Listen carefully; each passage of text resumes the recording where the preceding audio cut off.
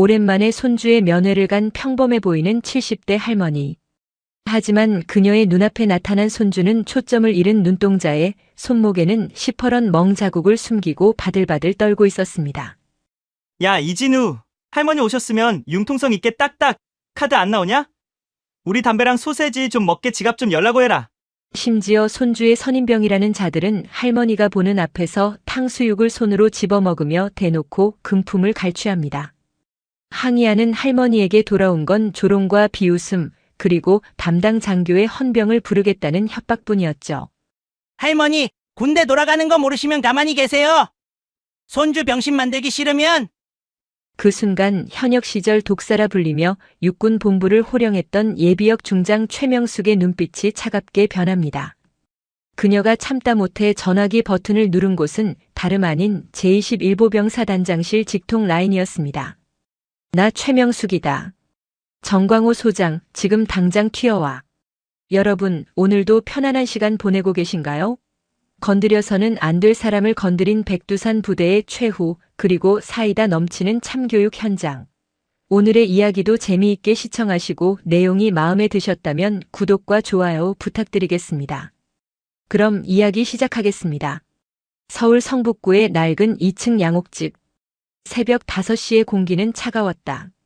최명숙은 알람이 울리기도 전에 눈을 떴다.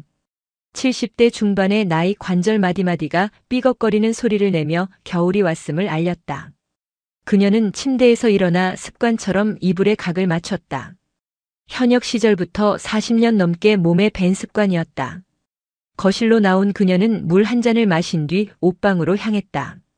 옷장 한쪽에는 비닐에 쌓인 정복이 걸려 있었다. 어깨 견장에 박힌 3개의 은색별. 육군 중장. 그것은 그녀의 찬란했던 과거이자 평생을 바친 훈장이었다.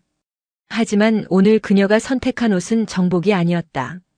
짙은 회색의 모직 코트와 검은색 슬랙스, 그리고 굽이 낮은 편한 단화였다.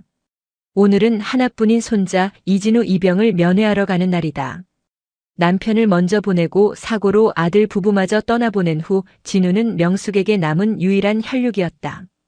금지용엽 키운 손자가 입대한 지 벌써 4개월. 자대 배치를 받고 강원도 양구의 21사단 백두산 부대로 갔다는 소식을 들었을 때 명숙은 덤덤하게 고생 좀 하겠구나라고만 했다. 하지만 속으로는 밤잠을 설쳤다. 양구의 겨울이 최전방의 무게가 얼마나 혹독한지 누구보다 잘 알기 때문이었다. 명숙은 거울 속에 자신을 바라보았다. 흰머리가 성성한 평범한 할머니. 거리에서 마주치면 누구도 그녀가 한때 수만 명의 병력을 지휘하고 육군본부 작전회의를 주재했던 장군이었음을 짐작하지 못할 것이다. 그녀는 지갑과 신분증, 그리고 손주에게 줄 용돈이 든 봉투를 챙겨 현관을 나섰다. 음식은 따로 준비하지 않았다. 요즘 군대는 외부 음식 반입이 까다롭기도 하거니와 괜히 유난 떤다는 소리를 듣기 싫어서였다. 가서 따뜻한 밥이나 한 끼 사 먹일 생각이었다. 동서울 터미널은 이른 아침부터 군인들과 면회객들로 붐볐다. 휴가를 복귀하는 병사들의 표정은 어두웠고 면회 가는 가족들의 표정은 설렘과 걱정이 반반 섞여 있었다. 명숙은 양구행 시외버스 표를 끊고 차에 올랐다. 버스가 서울을 벗어나 춘천 고속도로에 접어들자 창밖 풍경은 회색빛으로 변해갔다. 앙상한 나뭇가지들이 칼바람에 흔들렸다. 명숙은 차창에 머리를 기대고 지난주 진우와의 통화를 떠올렸다. 할머니, 저 잘 지내요. 목소리가 왜 그러니? 감기 걸렸어? 아니에요. 그냥 조금 피곤해서 그래요. 선임들도 다 잘해주세요. 그래. 밥 잘 먹고 아픈 데 없게 하고. 네. 할머니, 이번 주말에 면회 오실 수 있으세요? 그럼. 가야지. 꼭 오세요. 평소에 투정 한번 부리지 않던 아이였다. 그런 진우가 말끝을 흐리며 꼭 오라고 했을 때 명숙의 가슴 한구석에 서늘한 예감이 스쳤다. 수십 년간 병사들을 지휘해온 직감이었다. 그것은 단순한 어리광이 아니라 구조신호였다. 양구 시외버스 터미널에 도착하자 찬 바람이 얼굴을 때렸다. 국토정 중앙 양구라는 슬로건이 무색하게 거리는 한산했고 오가는 것은 대부분 군용 차량이나 군인들이었다. 명숙은 택시를 잡아탔다. 65연대 면회소로 가주세요. 아이고, 백두산 부대 가시네요. 날 추운데 고생하십니다. 손주 보러 가시나 봐요? 택시기사의 너스레에 명숙은 엷게 미소 지으며 고개를 끄덕였다. 네. 자대가고 천면회입니다. 거기 훈련 빡세기로 유명하죠.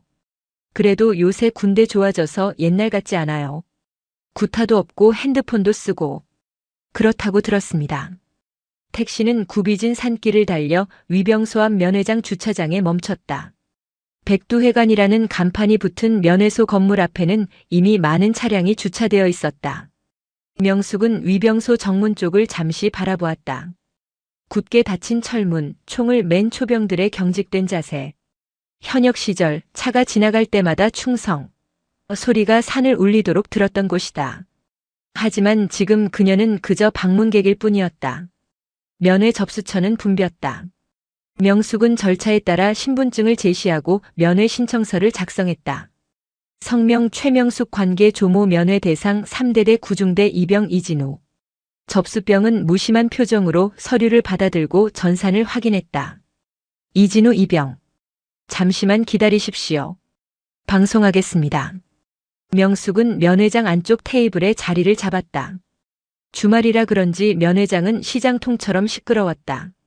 삼겹살 굽는 냄새, 끓인 라면 냄새, 아이들의 울음소리, 웃음소리가 뒤섞여 웅웅거렸다.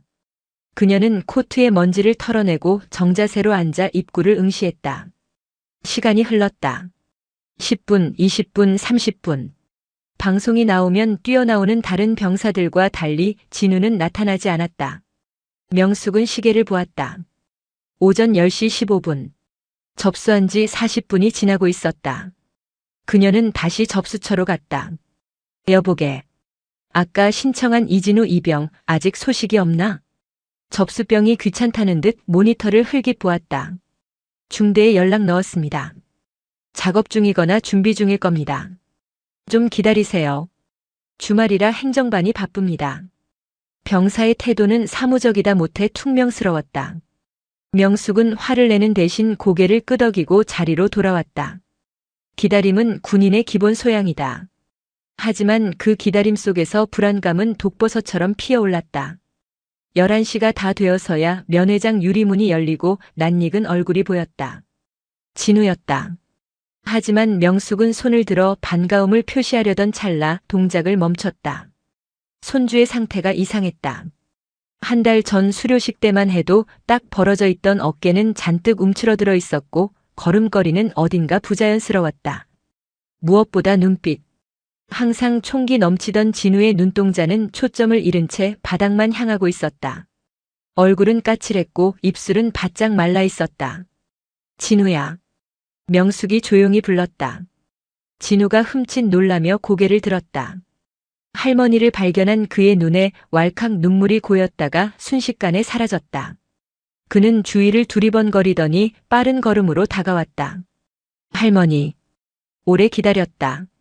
왜 이렇게 늦었어? 아, 그게. 중대에서 청소 마무리가 좀 늦어져서요. 죄송해요. 거짓말이었다. 명숙은 진우의 손을 잡았다. 손이 얼음장처럼 찼다. 그리고 손목 안쪽에 희미하게 멍든 자국이 보였다. 소매 끝으로 교묘하게 가려진 상처였다. 손이 왜 이래? 다쳤니? 진우가 황급히 손을 뺐다. 아니에요. 그냥 훈련받다가 좀 부딪혔어요. 진짜 아무것도 아니에요. 진우는 애써 웃어 보였지만 입꼬리가 파르르 떨리고 있었다. 명숙은 더 캐묻지 않았다. 지금 여기서 다그쳐봐야 아이만 더 힘들어진다는 것을 알기 때문이었다. 배고프지? 뭐 좀 먹을까? 여기 고기 구워 먹을 수 있다던데. 명숙의 말에 진우가 고개를 저었다. 아니요, 고기는 됐고. 그냥 쟁반짜장이나 하나 먹어요. 저 짜장면 먹고 싶었어요. 그래. 그러자. 두 사람은 면회장 내 중식당 코너에서 짜장면과 탕수육을 시켰다. 음식이 나왔지만 진우는 먹는 둥 마는 둥 했다. 자꾸만 식당 입구 쪽을 힐끔거렸다. 마치 누군가를 감시하거나 누군가에게 감시당하는 사람처럼 불안해 보였다. 진우야. 할미 봐라. 명숙이 나지막이 불렀다. 진우가 젓가락을 멈추고 명숙을 보았다. 무슨 일 있지? 할미가 군 생활 오래 해서 안다. 훈련 힘든 거랑 사람 힘든 거랑은 얼굴 때깔부터가 달라. 누가 괴롭히니? 아니에요, 할머니. 진짜 그런 거 없어요. 요즘 군대가 어떤 세상인데. 진우는 필사적으로 부인했다. 하지만 명숙은 식탁 아래로 진우의 다리가 덜덜 떨리고 있는 것을 보았다. 그때였다. 야, 이진우. 너 여기 있었냐? 걸걸한 목소리가 식탁 위로 떨어졌다. 명숙이 고개를 돌리니 전투복 상의 단추를 풀어 헤친 병사 2명이 서 있었다. 계급장을 보니 병장과 상병이었다. 병장 계급장을 단 사내의 이름표에는 황인성이라고 적혀 있었다. 진우가 반사적으로 자리에서 벌떡 일어났다. 의자가 뒤로 밀리며 끼익 소리를 냈다. 충성. 식사 중이었습니다. 진우의 목소리가 찢어질 듯 높았다. 과도한 군기, 아니 공포였다. 황인성 병장은 진우의 인사를 받는 둥 마는 둥 하더니 명숙을 훑어보았다. 눈빛의 예의라고는 찾아볼 수 없었다. 아, 할머니 오셨나 보네. 안녕하세요. 건성으로 던진 인사였다. 명숙은 앉은 채로 그들을 빤히 올려다보았다. 내 손주 선임들인가? 네. 맞습니다. 제가 이진우 사수입니다. 이 녀석이 워낙 일을 못해서 제가 데리고 다니면서 가르치느라 아주 죽겠습니다.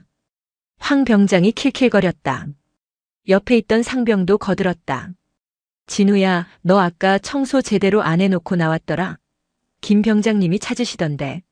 진우의 얼굴이 사색이 되었다. 죄송합니다. 복귀해서 바로 시정하겠습니다.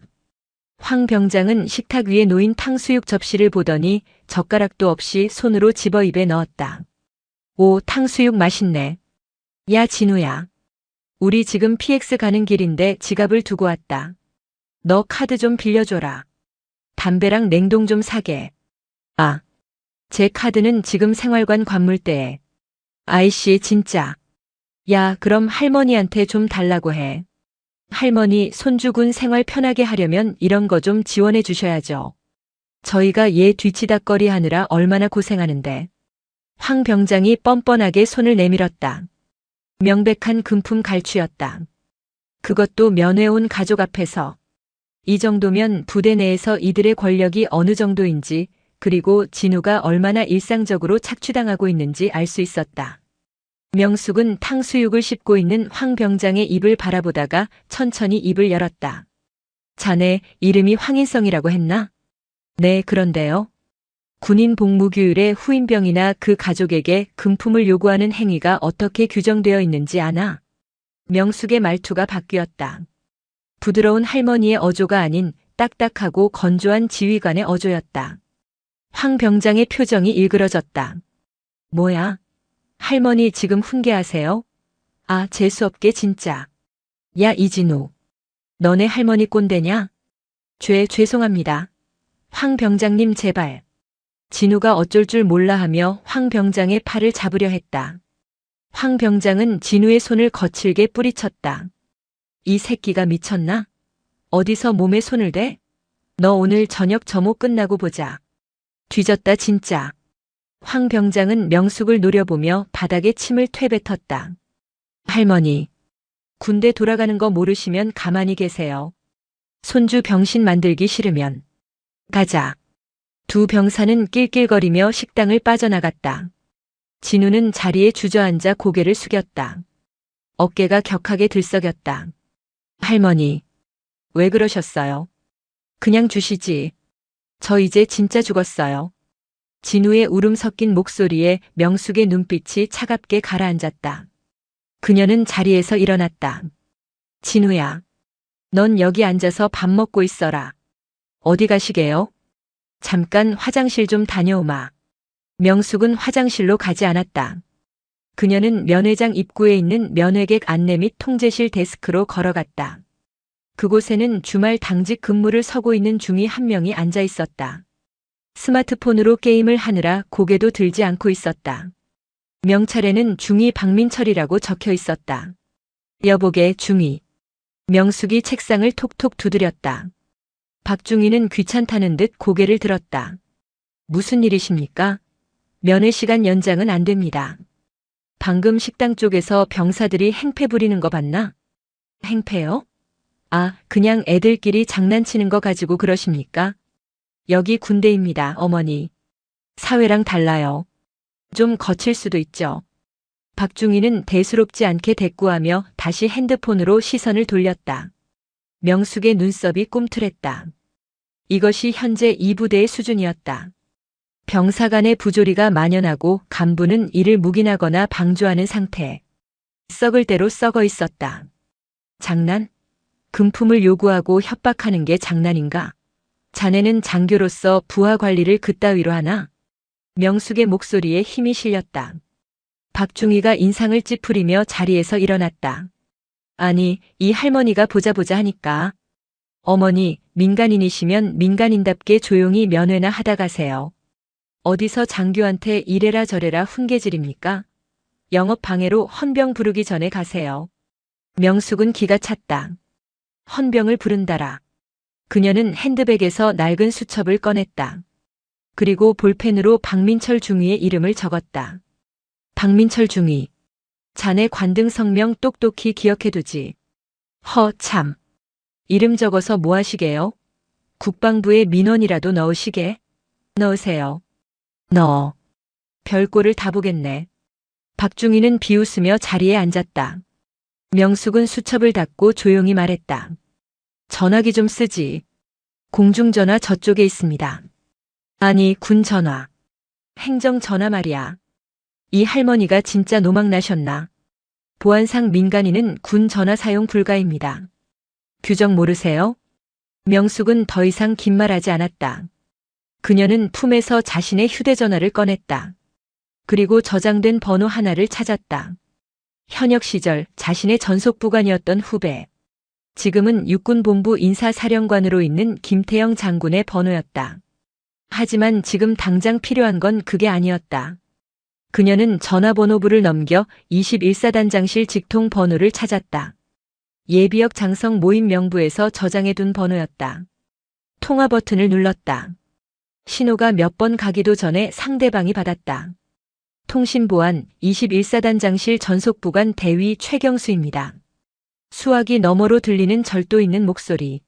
명숙은 숨을 고르고 낮지만 위험 있는 목소리로 입을 열었다. 나 예비역 육군 중장 최명숙이다. 정광호 사단장 있나? 옆에서 게임을 하던 박중희의 손이 멈췄다. 귀를 의심했다. 방금 이 초라한 할머니 입에서 무슨 단어가 나온 거지? 예비역. 중장? 3스타? 박중희가 멍하니 명숙을 쳐다보는 사이 전화기 너머의 반응은 즉각적이었다. 자, 장군님? 최명숙 장군님 말씀이십니까? 그래. 내 목소리 잊어버릴 만큼 오래되진 않았을 텐데. 정광호 받고. 죄송합니다. 사단장님 지금 영내 대기 중이십니다. 바로 연결해 드리겠습니다. 충성. 잠시 후 굵직한 목소리가 들려왔다. 충성. 21사단장 소장 정광호입니다. 최 차장님? 정말 차장님이십니까? 명숙이 육군 참모차장 시절 정광호는 작전처의 영관장교였다. 그는 명숙의 깐깐하고 빈틈없는 업무 스타일을 누구보다 잘 아는 사람이었다. 정 소장. 오랜만이군. 예. 안 그래도 강원도 쪽 오시면 한번 모시려고 했는데 연락도 없이 어쩐 일이십니까? 내가 지금 자네 사단 65연대 면회장에 와 있네. 손주놈 면회를 왔지. 아, 손주분이 저희 부대에 있었습니까? 미리 말씀을 주셨으면. 의전 같은 거 받으려고 전화한 거 아니다. 정 소장. 명숙이 말을 끊었다. 그녀의 시선이 덜덜 떨기 시작한 박중희에게 고정되었다. 지금 내 눈앞에서 내 손주가 선임병들에게 협박을 당하고 자네 부하인 당직 장교는 그걸 보고도 나를 헌병 불러 쫓아내겠다고 협박을 하더군. 이게 자네가 자랑하던 백두산 부대의 기강인가? 수화기 너머에서 헛하는 소리가 들렸다. 침묵이 흘렀다. 폭풍전야의 침묵이었다. 자네에게 딱 30분 주겠네. 65연대장, 감찰참모, 헌병대장 대동하고 면회장으로 오게. 조용히 오게. 사이렌 울리지 말고. 내 손주 겁먹게 하고 싶지 않으니까. 아, 알겠습니다. 당장 조치하겠습니다. 면목 없습니다, 장군님. 전화를 끊은 명숙은 박중희를 내려다보았다. 박중희는 이제 얼굴이 하얗게 질려 입술조차 떼지 못하고 있었다. 그는 본능적으로 알았다. 자신의 군 생활이, 아니 인생이 방금 벼랑 끝으로 굴러떨어졌다는 것을. 자네, 헌병 좋아하나 보군. 곧 보게 될 거야. 원 없이. 명숙은 핸드백을 고쳐 메고 진우가 있는 테이블로 돌아갔다. 진우야, 짜장면 불겠다. 어서 먹자. 명숙은 아무 일도 없었다는 듯 젓가락을 들었다. 하지만 면회장의 공기는 이미 바뀌고 있었다. 보이지 않는 거대한 파도가 백두회관을 향해 밀려오고 있었다. 면회장의 시계 바늘이 11시 40분을 가리키고 있었다. 진우는 불어 터진 짜장면을 깨작거리고 있었다. 목구멍으로 넘어가는 것이 면발인지 모래알인지 알 수 없었다. 할머니는 평온한 얼굴로 단무지를 집어먹고 있었지만 진우는 본능적으로 느끼고 있었다. 할머니가 무언가를 저질렀다. 그리고 그 결과는 감당할 수 없는 폭풍이 되어 돌아올 것이다. 할머니, 아까 행정반에 가서 뭐라고 하신 거예요? 저 진짜 괜찮은데. 진우가 불안한 눈빛으로 물었다. 명숙은 냅킨으로 입가를 닦으며 담담하게 대답했다. 별거 아니다. 그냥 아는 사람한테 안부 전화 좀 했다. 밥이나 마저 먹어. 아니, 그 장교님이 아까 저를 보는 눈빛이. 진우의 말이 끝나기도 전이었다. 면회장 밖 주차장으로 검은색 세단 2대와 회색 스타렉스 1대가 미끄러지듯 들어왔다. 사이렌 소리는 없었다. 경광등도 켜지 않았다. 하지만 군 생활을 조금이라도 해본 사람이라면 알 수 있었다. 번호판 대신 붙어있는 붉은색 바탕에 은색 별 2개의 성판. 사단장 1호차였다. 차량 문이 열리자마자 먼저 내린 전속부관이 뒷문을 열었다. 정모를 쓴 중년의 장성이 내렸다. 제21보병 사단장 소장 정광호. 그 뒤를 이어 연대장, 감찰참모, 헌병대장이 차례로 내렸다. 그들은 급하게 뛰어오거나 소리를 지르지 않았다. 다만 군인 특유의 절도 있고 빠른 걸음으로 면회장 입구를 향해 걸어왔다. 그 침묵의 행진이 오히려 더 큰 위압감을 줬다. 면회장 입구에서 담배를 피우고 있던 병사들이 기겁하며 담배를 던지고 부동자세를 취했다. 충성. 사단장은 그들의 경례를 눈길조차 주지 않고 지나쳤다. 면회장 유리문이 열렸다. 딸랑 하는 맑은 풍경 소리가 유난히 크게 들렸다. 입구에 앉아있던 박민철 중위는 사단장의 얼굴을 보자마자 용수철처럼 튀어올랐다. 얼굴의 핏기가 완전히 사라져 있었다. 충성. 사단장님. 박중희의 목소리가 삑사리가 났다. 정광호 소장은 박중희를 투명 인간 취급하며 지나쳤다. 그의 시선은 면회장 안을 빠르게 훑었다. 그리고 구석진 테이블, 회색 코트를 입고 단정하게 앉아있는 백발의 노인을 발견했다. 정 소장은 곧장 그곳으로 향했다. 뒤따르는 참모들의 군화 발소리가 착착착하며 일정한 박자로 면회장 바닥을 울렸다. 소란스럽던 면회장이 일순간 찬물을 끼얹은 듯 조용해졌다. 면회객들은 숟가락을 든 채 입을 벌리고 그 광경을 지켜보았다. 진우는 사단장이 자신을 향해 걸어오자 숨이 멎을 것만 같았다. 다리가 후들거려 일어날 수조차 없었다. 사단장이 테이블 3부 앞에 멈춰섰다. 차렷. 정 소장의 나지막한 구령에 뒤따르던 참모들이 일제히 차렷 자세를 취했다. 경례. 충성. 사단장과 연대장 그리고 참모들이 일제히 최명숙을 향해 거수 경례를 올렸다. 각이 살아있는 완벽한 경례였다. 명숙은 천천히 자리에서 일어났다. 그녀는 흐트러짐 없는 자세로 그들의 경례를 받았다. 정 소장. 오랜만이군. 네. 안녕하셨습니까, 선배님. 정 소장이 예의를 갖춰 허리를 살짝 숙였다. 공적인 자리였다면 장군님 혹은 차장님이라 불렀겠지만 사복을 입은 은퇴 장성을 배려해 선배님이라는 호칭을 썼다. 하지만 그 태도에는 현역 시절 그녀에 대한 존경과 두려움이 그대로 묻어 있었다. 앉게. 면 회장인데 너무 각 잡을 거 없어. 아닙니다. 서서 듣겠습니다. 정 소장은 꼿꼿하게 서 있었다. 식은땀 한 방울이 그의 관자놀이를 타고 흘러내렸다. 그는 알고 있었다.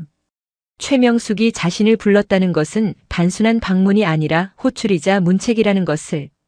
명숙은 옆에서 얼어붙어 있는 진우를 가리켰다. 내 손주 녀석일세. 이진우 이병. 진우는 그제야 정신을 차리고 벌떡 일어나 경례를 했다. 추 충성. 이병 이진우. 정 소장은 진우를 잠시 바라보았다. 겁에 질린 눈동자 마른 체구. 사단장의 눈매가 가늘어졌다. 정 소장. 네. 내가 오늘 내 손주 밥 한 끼 먹이러 왔다가 아주 흥미로운 광경을 봤네. 명숙의 목소리는 낮았지만 면 회장의 소음을 뚫고 참모들의 귀에 명확하게 박혔다. 자네 부대 병장들이 면회객 앞에서 후임병에게 돈을 요구하고 협박을 하더군. 그리고 명숙의 시선이 입구에 서 있는 박민철 중위에게로 향했다. 저기 저 장교는 그걸 보고도 군대니까 그럴 수 있다며 묵인했어. 내가 항의하니까 헌병을 불러 내쫓겠다고 하더군. 자네 헌병대장 데리고 왔지? 사단장 뒤에 서 있던 헌병대장이 움찔했다. 네. 왔습니다. 잘 됐군. 저 장교가 헌병을 그렇게 찾았으니 소원대로 해주게. 직무유기와 품위유지 위반일세. 정 소장의 얼굴이 붉게 달아올랐다. 부끄러움과 분노가 교차했다. 그는 천천히 고개를 돌려 박민철 중위를 노려보았다. 박중위는 이미 다리에 힘이 풀려 주저앉기 일보 직전이었다. 헌병대장. 예, 사단장님. 저 인원 지금 즉시 보직 해임하고 데려가. 조사실에 앉혀놔. 내가 복귀해서 직접 신문한다.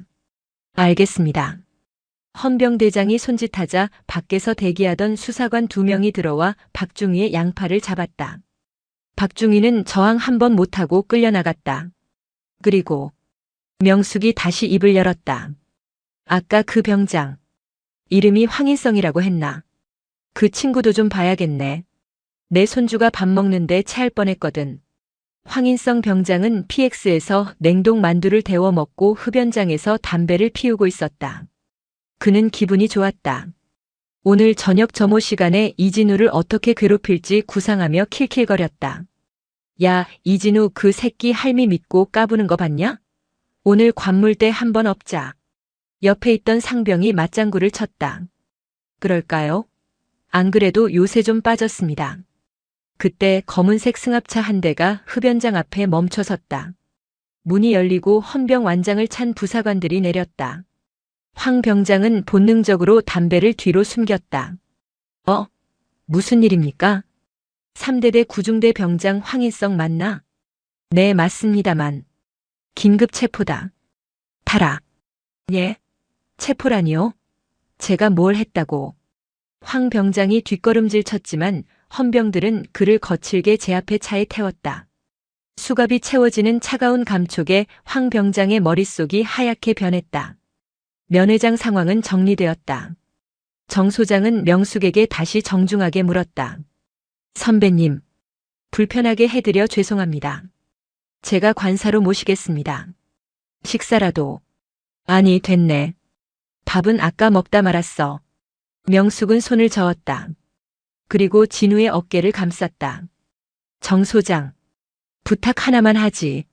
말씀하십시오. 내 손주가 지내는 곳을 좀 보고 싶네. 밥은 밖에서 먹였으니 잠은 어디서 자는지 봐야 안심이 되지 않겠나.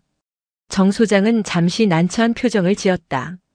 민간인, 그것도 외부인이 생활관 내부를 시찰하는 것은 보안 규정상 까다로운 일이었다. 선배님, 보안구역이라 절차가. 자네 부대 보안이 내 손주 안전보다 중요한가? 아니면 보여주기 부끄러운 거라도 있나? 명숙의 날카로운 지적에 정 소장은 입을 다물었다. 예비역 중장이다. 군사 기밀 취급 인가 등급으로 치면 현역 사단장보다 높았으면 높았지 낮지 않은 사람이다. 알겠습니다. 안내하겠습니다. 연대장 3대대 연락해서 생활관 개방하라고 해. 예, 알겠습니다. 명숙은 사단장의 차에 타지 않았다. 그녀는 택시를 타고 오면서 봤던 그 길을 진우와 함께 헌병대 차량을 타고 올라가길 원했다. 진우야, 가자. 내가 사는 곳 좀 보자꾸나. 차량 행렬이 3대대 위병소를 통과했다. 주말 오후의 나른함이 감돌던 대대 연병장에 긴장감이 감돌았다. 갑작스러운 사단장과 헌병대의 방문에 대대장이 뛰어나왔다. 충성. 3대 대장 중령 김영수. 정 소장은 대대장의 경례를 무시하고 명숙을 안내했다. 이쪽입니다. 오래된 3층짜리 콘크리트 건물. 계단을 오르는 동안 퀴퀴한 냄새가 났다. 땀 냄새, 곰팡이 냄새, 그리고 묘하게 섞인 방향제 냄새. 명숙에게는 평생을 맡아온 익숙한 냄새였지만 오늘따라 그 냄새가 역하게 느껴졌다. 2층 복도 끝. 구중대 3소대 팻말이 보였다. 중대장이 사색이 되어 서 있었다. 문 열어. 사단장의 명령에 중대장이 생활관 문을 열었다. 생활관 내부는 깨끗했다. 침상 위에 모포는 칼같이 각이 잡혀 있었고 바닥에는 먼지 하나 없었다. 전형적인 보여주기식 정돈이었다. 정 소장은 안도의 한숨을 내쉬었다. 적어도 겉보기에는 문제가 없어 보였다. 보시다시피 시설이 좀 낡긴 했어도 위생 상태는 양호합니다, 선배님. 하지만 명숙은 듣지 않았다. 그녀는 신발을 벗고 생활관 안으로 들어갔다. 침상 끝에 서서 진우를 불렀다. 내 자리가 어디냐? 여기. 끝번입니다. 진우가 문 쪽 가장자리, 소위 말하는 막내 자리를 가리켰다. 명숙은 진우의 관물대를 열어보았다. 텅 비어 있었다. 짐이 이게 다냐? 네. 내가 사준 책들은? 로션은? 시계는? 진우는 입술을 깨물었다. 명숙은 대답을 듣는 대신 바로 옆자리 관물대를 가리켰다. 이름표에는 병장 황인성이라고 적혀 있었다. 이거 열어. 장군님, 병사 개인 관물대는? 중대장이 끼어들려 하자 사단장이 눈빛으로 제지했다. 열어라. 중대장이 마스터키로 황 병장의 관물대를 열었다. 문이 열리자마자 쏟아져 나온 것은 과자 부스러기가 아니라 각종 잡동산이었다. 그 중에는 명숙이 진우에게 선물했던 고급 스킨로션 세트, 진우의 이름이 적힌 전공 서적, 그리고 전자시계가 있었다. 명백한 갈취의 증거였다. 하지만 명숙의 시선은 관물대 안쪽에 놓인 작은 녹색 수첩에 고정되었다. 저거 꺼내봐. 헌병대장이 수첩을 꺼내 명숙에게 건넸다. 명숙은 수첩을 펼쳤다. 깨알 같은 글씨로 무언가가 적혀 있었다. 10월 5일 이진우 암구호 미숙지 벌금 3만 원. 10월 7일 이진우 청소 불량 냉동 5개. 10월 12일 이진우 표정 관리 안 됨 주말 작업 독박. 총 미수금 45만 원. 그것은 벌점 장부였다. 선임병들이 후임병들에게 억지 트집을 잡아 벌금을 매기고 돈이나 물품으로 상납받는 악질적인 악습. 군기라는 이름으로 포장된 금품 갈취의 기록이었다. 명숙은 수첩을 한 장 한 장 넘겼다. 페이지가 넘어갈 때마다 사각거리는 소리가 적막한 생활관을 채웠다.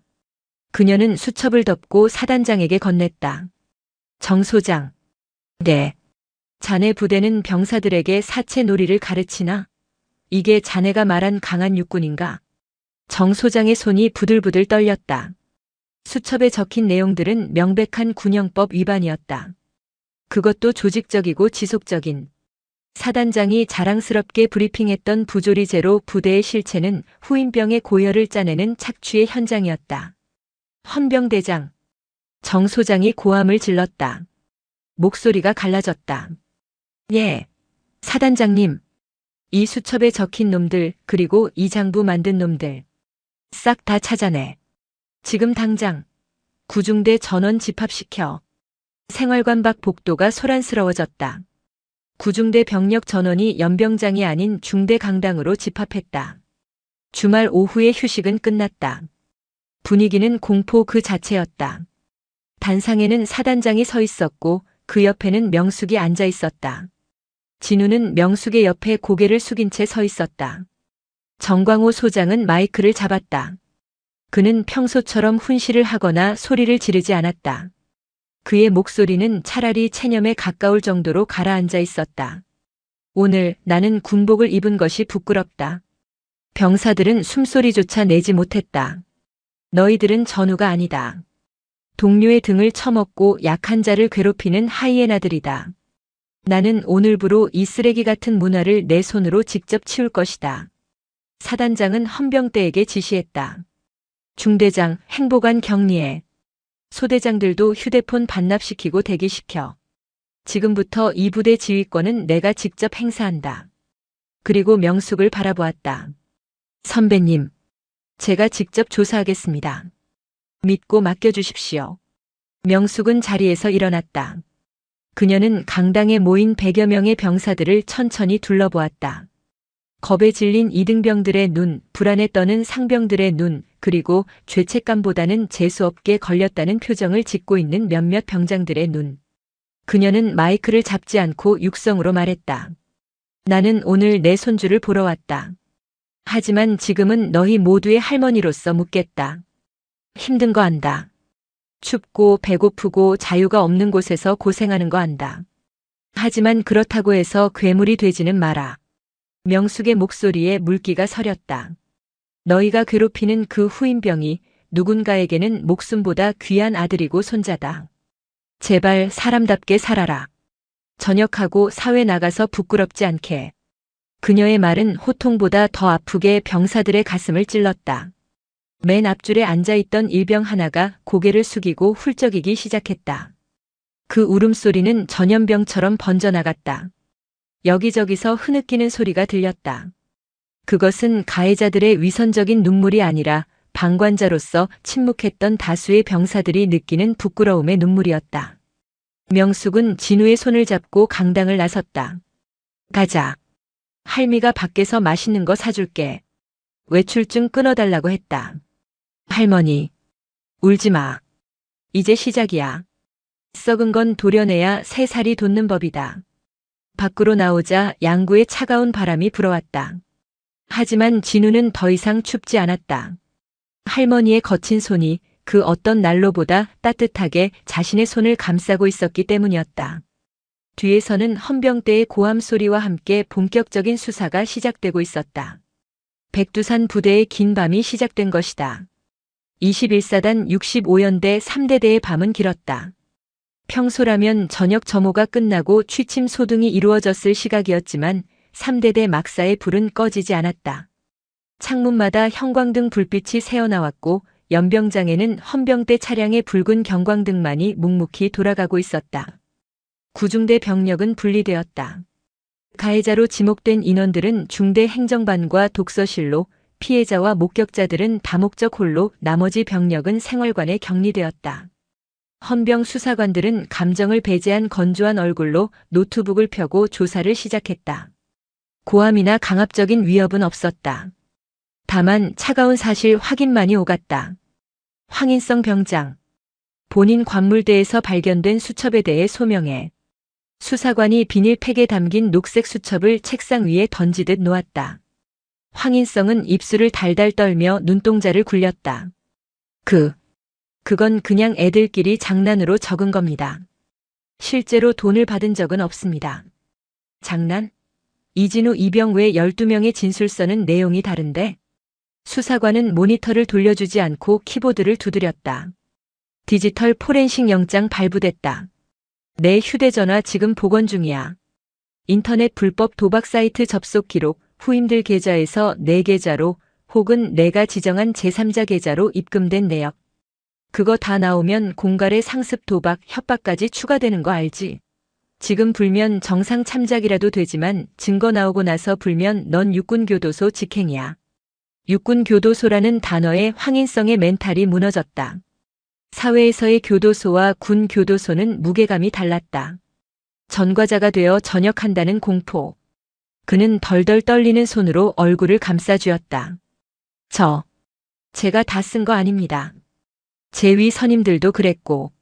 저는 그냥 관행대로. 관행? 그 선임들 이름 다 대. 한 놈도 빠짐없이. 옆방에서는 면회장 당직 장교였던 박민철 중위의 조사가 한창이었다. 그는 억울함을 호소하고 있었다. 아니, 저는 정말 몰랐다니까요. 병사들이 식당에서 좀 시끄럽게 굴길래 주의만 주려고 했습니다. 근데 그 할머니가, 아니, 최 장군님이 다짜고짜 화를 내셔서 조사를 맡은 헌병 수사과장이 혀를 찼다. 박중희, CCTV 다 확보했어. 최 장군님이 데스크로 와서 대화할 때 자네 시선이 어디 있었는지 알아? 계속 핸드폰에 있었어. 그 시간에 실행 중이던 모바일 게임 로그 기록까지 다 뜰 거야. 직무유기, 근무태만. 그리고 상관 모독까지. 자네 장교 맞나? RT 임관할 때 선서 안 했어? 박중희는 고개를 떨구었다.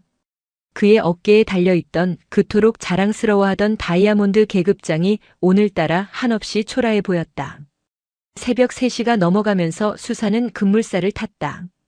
황인성의 자백을 시작으로 고구마 줄기처럼 여죄가 드러났다.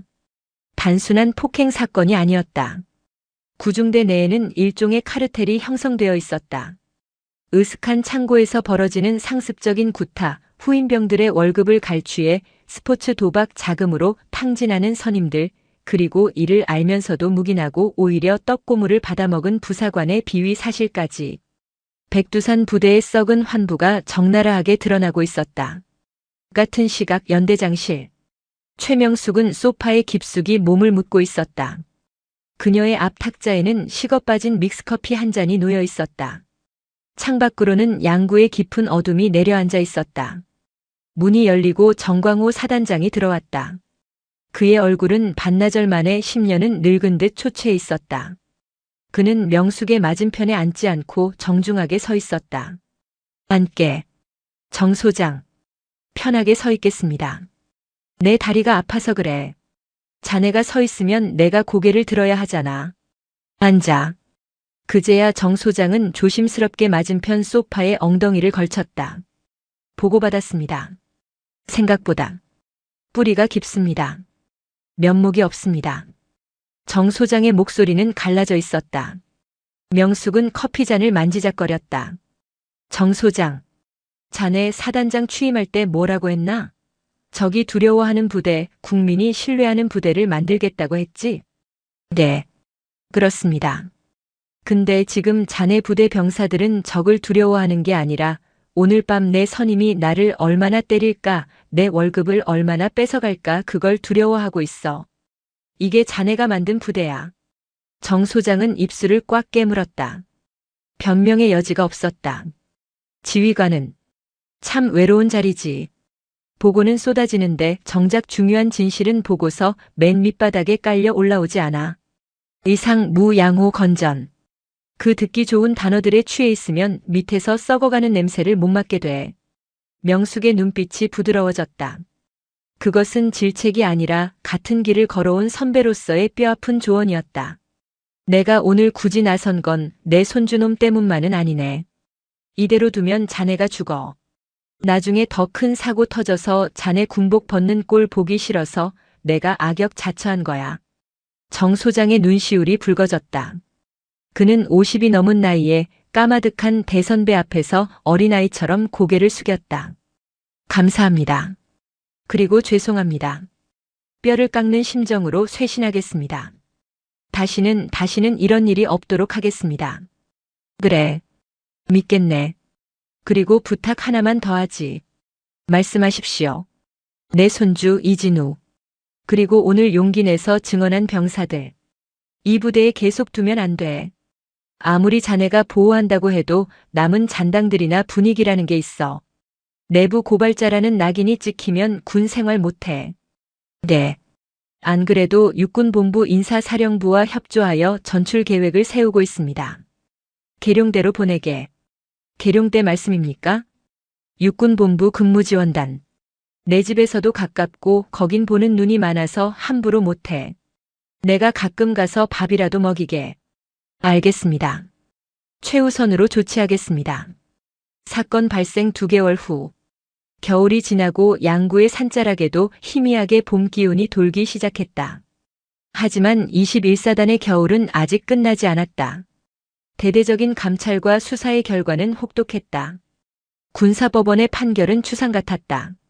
주범인 황인성 병장과 악질적인 가혹행위를 주도했던 상병 2명은 군형법상 특수폭행, 공갈, 강용, 상습도박 등의 혐의로 징역 1년 6월에서 3년의 실형을 선고받았다. 그들은 전역증 대신 수감 번호를 받고 국군교도소로 이송되었다. 재판정에서 황인성의 부모가 통곡하며 선처를 호소했지만 증거가 너무나 명백했고 여론의 관심이 집중된 사건이라 판사도 엄벌을 내릴 수밖에 없었다. 방조했던 간부들에 대한 처분도 뒤따랐다. 당직 장교였던 박민철 중위는 성실 의무 위반 및 품위유지 위반으로 중징계를 받고 현역 부적합 심사에 회부되었다. 그는 결국 불명예 전역 조치되어 군문을 떠났다. 구중대장과 행보관 역시 지휘감독 소홀의 책임을 물어보직 해임되었고 징계위원회에서 정직 처분을 받았다.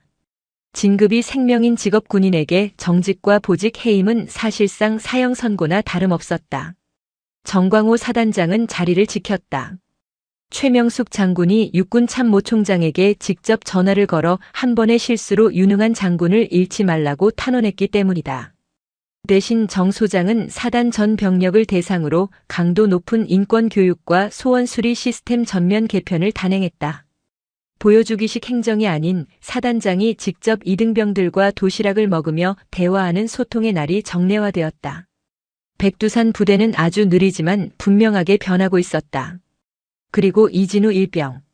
그는 계급장이 하나 더 늘어난 상태로 충청남도 계룡시 육군본부가 있는 계룡대로 전입을 갔다. 3대대를 떠나던 날 진우는 뒤를 돌아보지 않았다. 그곳은 악몽이었지만 동시에 자신을 구해준 할머니의 사랑을 확인한 곳이기도 했다.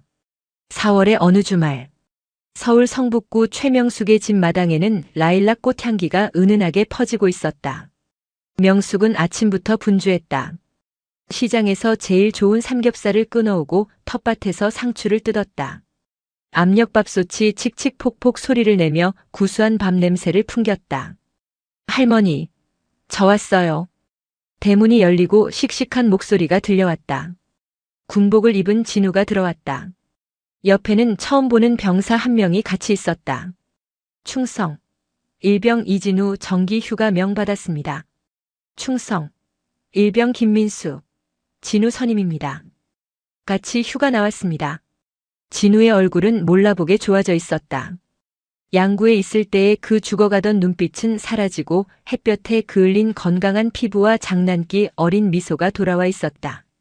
옆에 온 선임병 역시 선한 인상이었다. 계룡대에서 진우를 살뜰히 챙겨주는 맞선임이라고 했다. 오냐 오냐 우리 강아지 왔구나. 어서 와라. 친구도 반갑다. 명숙이 젖은 손을 앞치마에 닦으며 아이들을 맞았다. 할머니, 냄새 너무 좋아요. 오늘 메뉴 뭐예요? 뭐긴 뭐냐? 너 좋아하는 돼지고기 김치찌개지. 지난번에 못 먹인 거 오늘 배 터지게 먹어봐라. 거실에 상이 펴졌다. 보글보글 끓는 김치찌개 냄비가 중앙에 놓였다. 두툼한 돼지고기와 묵은지가 어우러져 낸 붉은 국물. 지난 겨울 차가운 면회장 바닥에 쏟아졌던 그 찌개였다.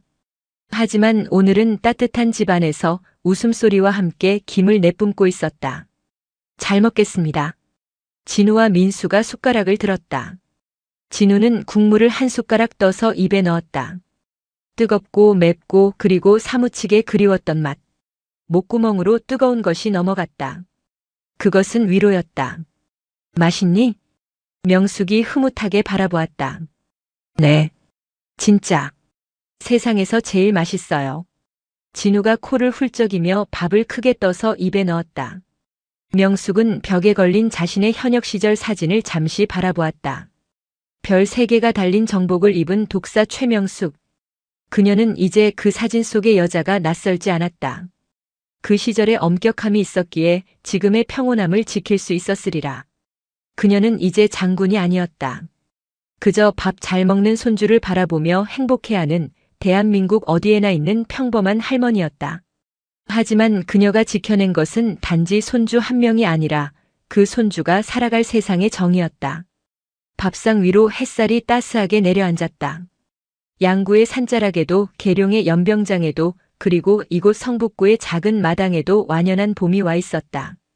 설이 내린 별은 이제 따뜻한 봄 햇살 속에 녹아들어 아이들의 앞길을 비추는 은은한 빛이 되었다.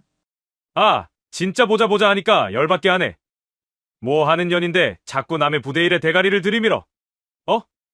아들 관리 그따위로 한 내년 잘못 아냐? 뭐하는 년.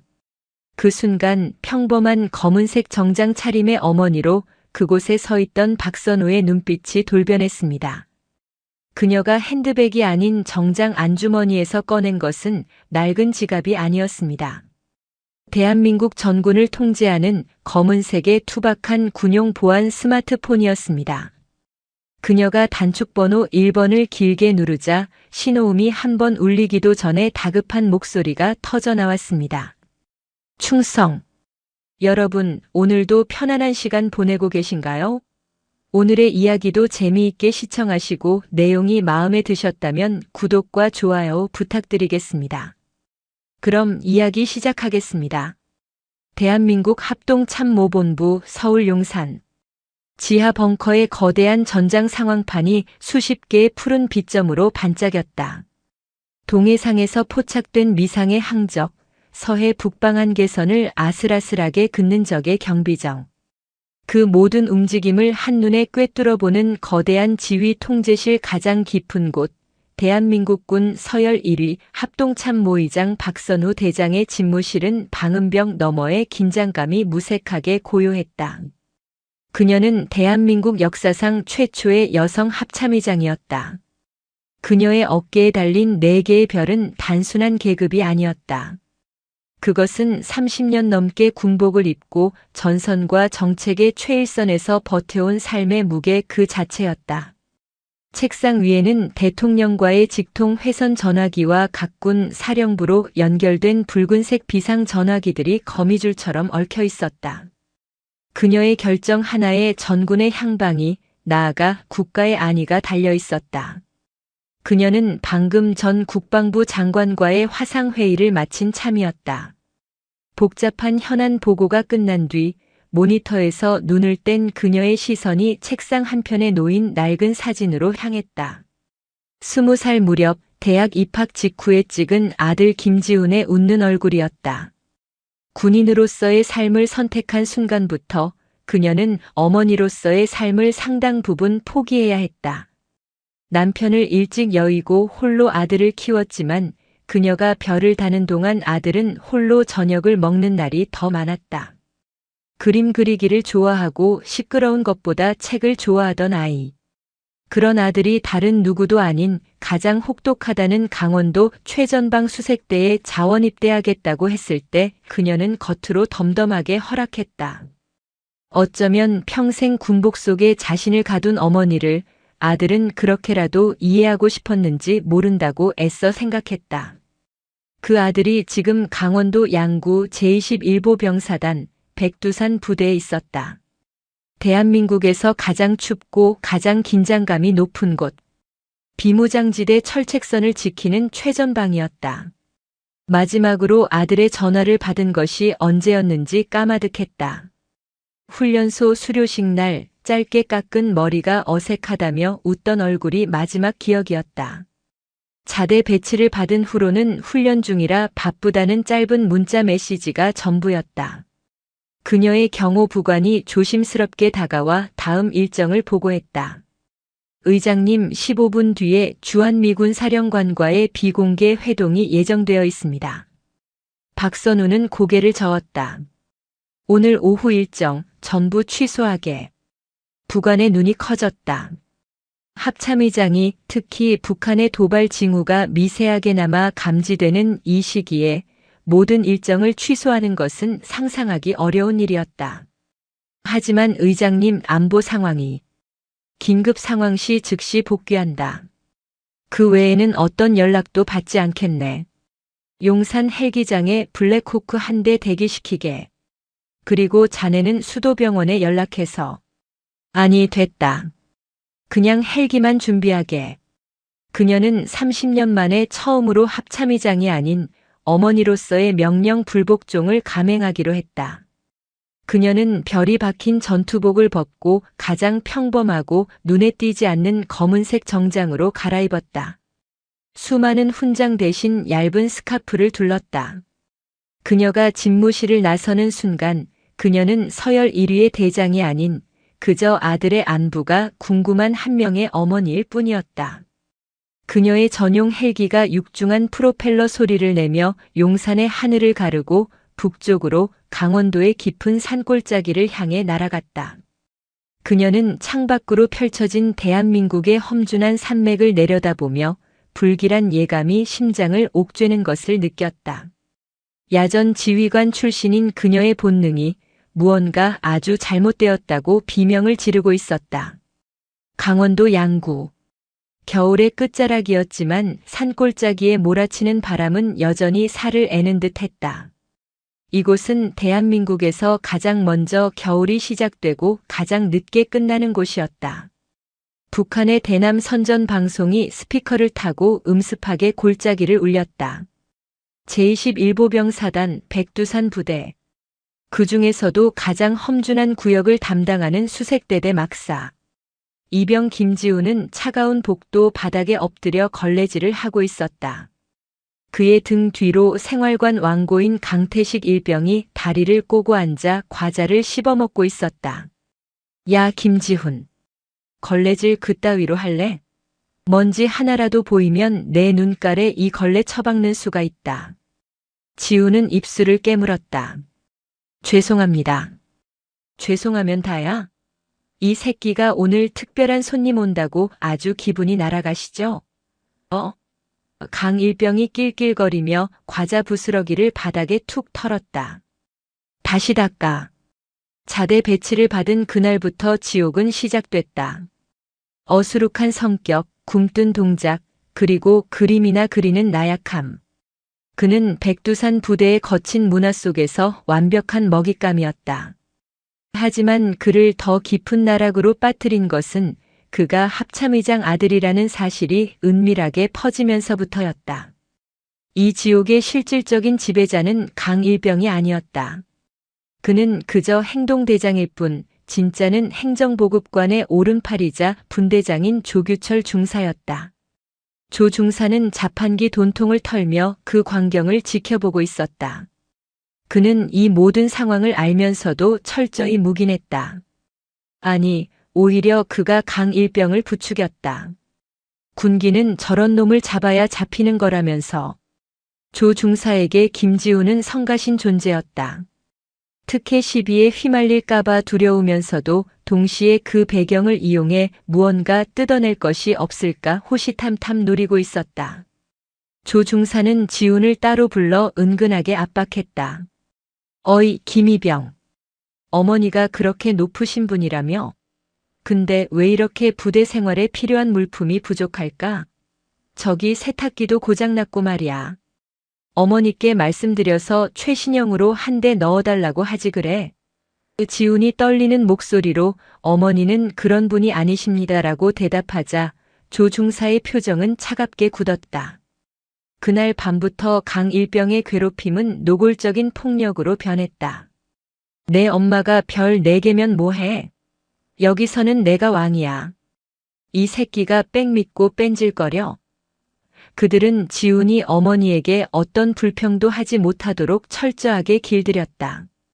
훈련 중 사고를 가장에 구타했고 식사 시간에는 일부러 시비를 걸어 밥을 제대로 먹지 못하게 했다. 지훈은 몇 달 만에 10kg이 넘게 빠졌고 그의 눈은 공포와 체념으로 죽어갔다. 그는 어머니에게 편지를 쓰고 싶었지만 모든 편지가 조 중사와 강일병의 검열을 거친다는 것을 알기에 포기했다. 이곳은 완벽하게 고립된 섬이었다. 면회객 방문입니다. 방송이 울렸다. 지훈의 심장이 철렁 내려앉았다. 박선우 대장이 탄 블랙호크 헬기는 양구의 군 비행장에 착륙했다. 그녀가 내리자마자 미리 대기하고 있던 제2군단 참모장과 21사단 부사단장이 거의 경례 자세로 달려왔다. 충성. 의장님 어쩐 일로. 박선우는 그들의 경례를 손짓으로 막았다. 비공식 방문일세. 사단장에게는 보고하지 말게. 그냥 아들 면회 온 어머니로 조용히 다녀가고 싶네. 그녀의 말에 비공식이라는 단어가 붙었지만 현역 대장, 그것도 합참의장이 자신의 관할 구역에 예고 없이 나타났다는 사실에 두 장교의 등줄기에는 식은땀이 흘렀다. 그들은 군단장과 사단장에게 이 사실을 즉시 보고해야 할지 아니면 의장의 비공식이라는 말을 믿어야 할지 혼란에 빠졌다. 박선우는 그들의 고뇌를 무시한 채 미리 준비시킨 민간인 번호판의 검은색 세단에 올랐다. 차가 사단 사령부를 지나 수색대대가 있는 산골짜기로 접어들수록 그녀의 마음은 더욱 무거워졌다. 서울의 번잡함이 사라지고 거대하고 붉은 백두산 부대 표지판과 함께 개울 위로 길게 늘어선 철책선이 나타났다. 지뢰라는 살벌한 경고판과 강 건너 북녘 땅을 응시하는 해안 초소들이 이곳이 전쟁의 최전선임을 실감케 했다. 위병소에 차가 멈췄다. 그녀는 신분증 대신 미리 준비한 아들의 소속과 이름이 적힌 면회 신청서를 내밀었다. 위병소 근무자는 서류를 확인하고는 무심하게 고개를 까딱했다. 김지훈 이병 면회 오셨습니까? 저쪽 면회실로 가시면 됩니다. 그녀가 차에서 내리는 순간 대대 본부 건물 2층에서 누군가 황급히 창문 커튼을 내리는 것이 보였다. 대대장 문학준 중령이었다. 문 중령은 이미 1시간 전 사단 부사단장으로부터 합참의장께서 사적인 용무로 대대 관할 구역으로 이동 중이라는 전가를 받고 패닉에 빠져 있었다. 사적인 용무란 아들 면회가 분명했다. 문제는 김지훈 이병이었다. 문 중령은 김 이병이 자대에 배치되었을 때 중대장 이진석 대위를 따로 불렀다. 이 대위, 자네 중대의 합참의장 아들이 왔더군. 골치 아프게 됐어. 특혜 시비 붙으면 우리 둘 다 끝장이야. 그렇다고 사고가 나도 안 돼. 알아서 잘 관리하게. 너무 풀어주지도 말고 그렇다고 너무 잡지도 말고. 그냥 조용히 먼지 안 나게 전역시키는 게 우리 목표야. 이 알아서 잘 관리하라는 애매한 지시는 이 대위를 거쳐 분대장인 조규철 중사에게 전달되면서 절대 특혜 시비가 붙어서는 안 된다. 다른 놈들보다 2배로 굴리고 2배로 엄하게 다뤄라. 그래야 뒤탈이 없다는 완벽한 괴롭힘의 명분으로 변질되었다. 문 중령은 지금 자신의 사무실에서 차마 내려가 보지도 못한 채 그저 이 사적인 면회가 조용히 끝나기만을 빌고 있었다. 면회실은 차갑고 휑했다. 플라스틱 의자 몇 개와 오래된 자판기가 전부였다. 박선우는 싸늘한 의자에 앉아 아들을 기다렸다. 잠시 후 면회실 문이 열리고 전투복 차림의 김지훈 이병이 들어섰다. 어머니. 박선우는 아들을 발견하고 환하게 웃으려다 그 자리에 얼어붙었다. 불과 몇 달 만에 본 아들은 뼈와 가죽만 남은 채 회색빛으로 질려 있었다. 애써 웃으려는 입술은 터져 있었고 짧은 머리카락 아래 관자놀이 부근에 희미하게 가라앉지 않은 멍자국이 선명했다. 무엇보다 아들의 눈. 어릴 적 총명하게 빛나던 그 눈은 지금 공포와 체념으로 죽어 있었다. 어머니 오셨습니까? 지훈이 경례를 붙이려다 사복 차림의 어머니를 보고 황급히 손을 내렸다. 얼굴이 왜 이래? 어디 아픈 거야? 박선우가 아들의 깡마른 얼굴을 만지려 손을 뻗었다. 지훈은 자기도 모르게 움찔 어깨를 움츠리며 뒤로 물러섰다. 박선우의 심장이 얼음물에 담긴 듯 차가워졌다. 야전 지휘관 출신인 그녀의 본능이 비명을 질렀다. 아들이 지금 극도의 공포 상태에 놓여 있음을. 아닙니다. 훈련이 좀 힘들어서 그렇습니다. 밥은 잘 먹는 거지? 네, 그럼요. 여기 맛있습니다. 박선우는 애써 싸운 음식을 펼쳤다. 아들이 가장 좋아하던 갈비찜과 잡채였다. 하지만 지우는 음식에 거의 손을 대지 못했다. 그의 눈동자는 음식이 아닌 면회실 입구에서 이쪽을 힐끔거리며 자기들끼리 낄낄거리는 조규철 중사와 강태식 일병을 향해 공포에 질린 채 떨리고 있었다. 박선우는 더 이상 참을 수 없었다. 이건 정상이 아니었다. 지훈아, 똑바로 말해. 무슨 일이야? 누가 너 괴롭혀? 그녀의 목소리가 낮고 단호하게 가라앉았다. 어머니의 목소리가 아닌 지휘관의 목소리였다. 아들의 눈이 흔들렸다. 그 순간 면회실 문이 거칠게 열리고 조규철 중사가 들어왔다. 그는 박선우를 위아래로 훑어보더니 지훈에게 말했다. 야, 김이병. 면회 시간 다 됐어. 빨리 처먹고 들어가. 지금 작업할 거 밀렸어. 아직 1시간이나 남았는데요. 박선우가 차갑게 말했다. 조 중사는 그녀를 비웃듯 쳐다봤다. 아줌마, 여긴 사회가 아닙니다. 군대입니다. 우리가 바쁘다면 바쁜 겁니다. 그리고 그는 박선우에게 한 걸음 다가섰다. 아드님 관심병사라 저희가 특별히 교육 중인데 자꾸 이러시면 교육에 방해됩니다. 관심병사 교육. 박선우의 머릿속에서 무언가 끊어지는 소리가 났다. 방금 뭐라고 하셨습니까? 박선우의 목소리는 얼음장처럼 차가워졌다. 관심병사를 교육 중이라고. 조규철 중사는 이 평범해 보이는 중년 여자의 기세에 눌리지 않으려 오히려 더 거만하게 굴었다. 그렇습니다. 댁의 아드님이 워낙 굼뜨고 나약해서 저희가 해병, 아니 백두산 부대 정신을 주입하는 중입니다. 군대 일은 군대가 알아서 하는 거니까 아줌마는 저기 가서 얌전히 앉아 계시죠. 바로 그때였다. 지훈이 긴장한 나머지 어머니가 건네준 따뜻한 차가 담긴 보온병을 놓쳤다. 쨍그랑. 쇠로 된 보온병이 바닥에 떨어지며 요란한 소리를 냈고 뜨거운 물이 바닥으로 쏟아졌다. 면회실의 모든 소리가 멎었다. 구석에서 낄낄거리던 강태식 일병의 웃음소리가 멈췄다. 두 사람의 시선이 얼어붙은 지훈과 쏟아진 물을 향해 천천히 돌아갔다. 정적은 3초를 넘기지 못했다. 이런 게시발. 강태식 일병의 입에서 거친 욕설이 터져나왔다. 그는 먹던 과자 봉지를 집어 던지며 자리에서 벌떡 일어났다. 내 애미가 싸준 밥 처먹을 자격도 없는 새끼가 지금 면회실 바닥까지 조져나. 그는 성큼 지훈에게 다가와 망설임 없이 지훈의 멱살을 움켜쥐었다. 어머니 강서윤이 바로 옆에 앉아 있었지만 그는 전혀 개의치 않았다. 지금 뭐 하시는 겁니까? 박선우가 자리에서 벌떡 일어났다. 그녀의 전신에 피가 거꾸로 솟구치는 분노가 치밀었다. 당장 그 손 놓지 못해. 강태식은 박선우를 힐긋 쳐다보았다. 그의 눈에는 일말의 두려움도 없었다. 오히려 방해받았다는 짜증과 경멸이 가득했다. 아줌마는 빠져. 그는 지훈의 멱살을 쥔 채 면회실 구석 자판기 뒤편의 좁은 창고형 공간으로 그를 거칠게 끌고 갔다.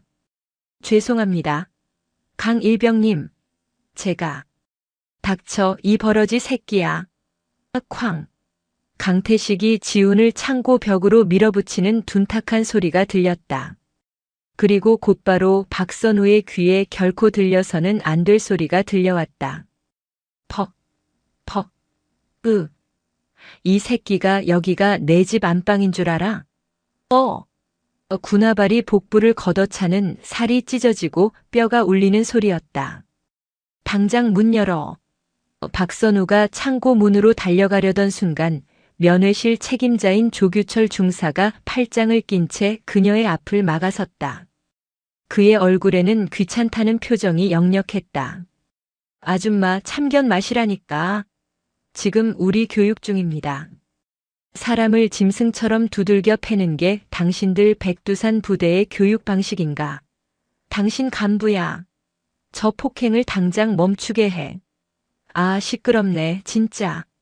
조 중사가 귀를 후비며 인상을 썼다. 그는 이제 노골적으로 그녀를 위아래로 훑어보며 비웃었다. 아줌마가 군대를 알기나 해? 어디서 주워들은 건 있어가지고.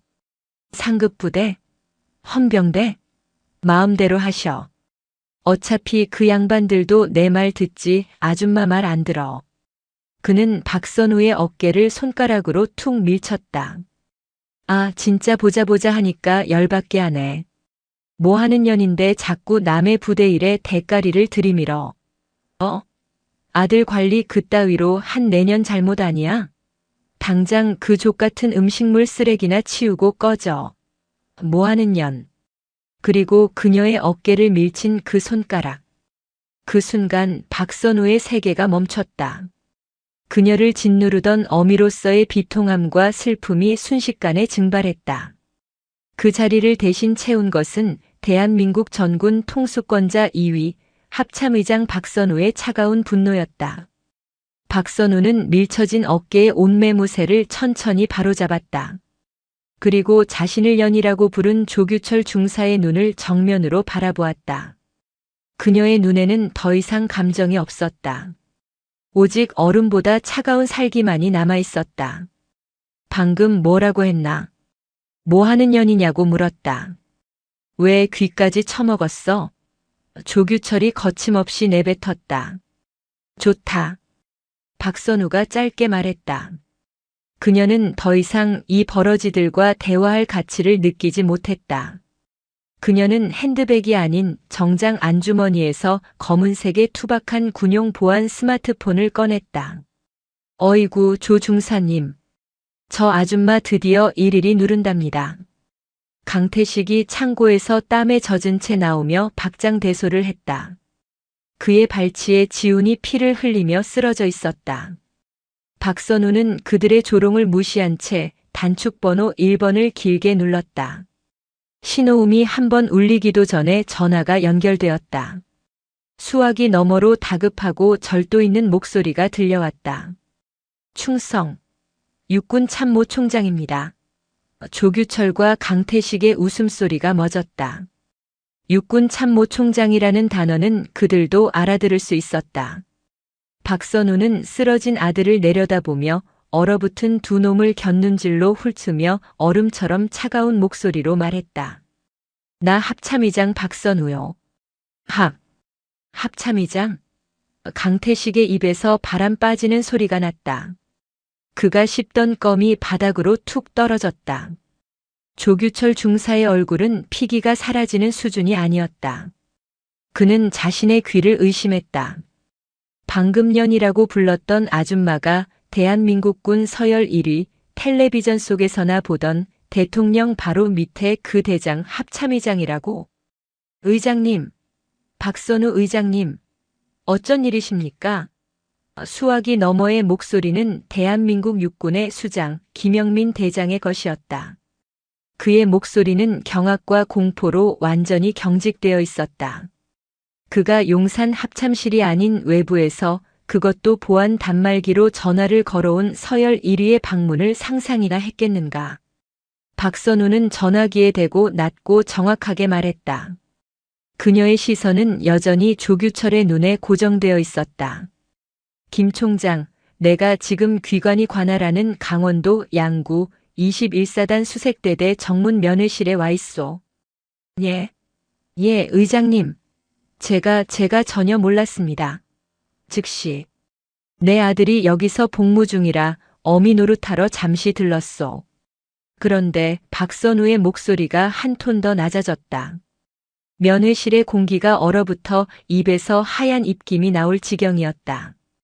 방금 귀관의 부하인 조규철 중사와 강태식 일병이 내 아들을 이 면회실 바닥에서 짐승처럼 짓밟는 것을 내 두 눈으로 똑똑히 목격했소.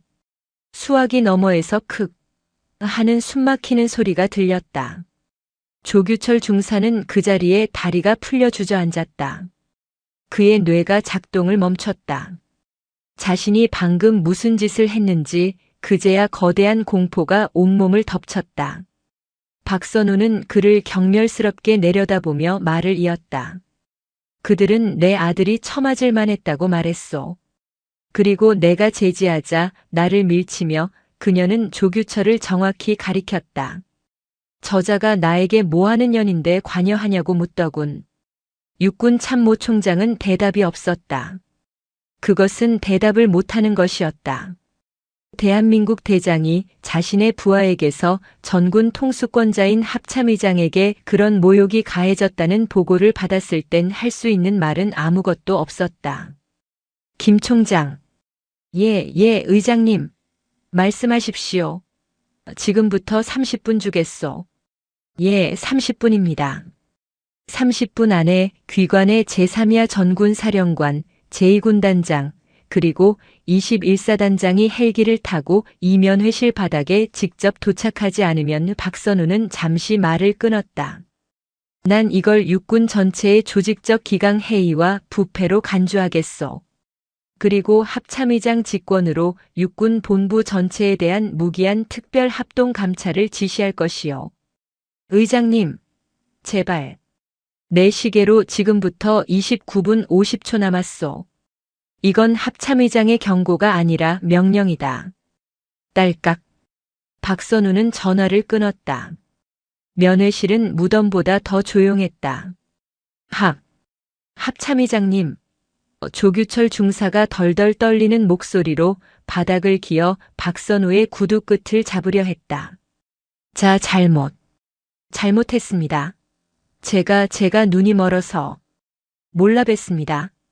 더러운 손 치워. 박선우의 목소리는 얼음 그 자체였다. 그녀는 구두를 털어내듯 조규철의 손을 밀어냈다. 강태식 일병은 이미 상황 파악을 포기했다. 그는 구석에서 하는 소리만 내며 마치 넋이 나간 사람처럼 허공을 바라보고 있었다. 박선우는 더 이상 그 두 버러지에게 시선조차 주지 않았다. 그녀는 급히 쓰러진 아들 지훈에게 달려갔다. 지훈아, 정신 차려. 엄마 왔다. 괜찮아, 이제 다 괜찮아. 그녀가 아들을 부축해 안치는 순간 지훈은 참았던 울음을 터뜨렸다.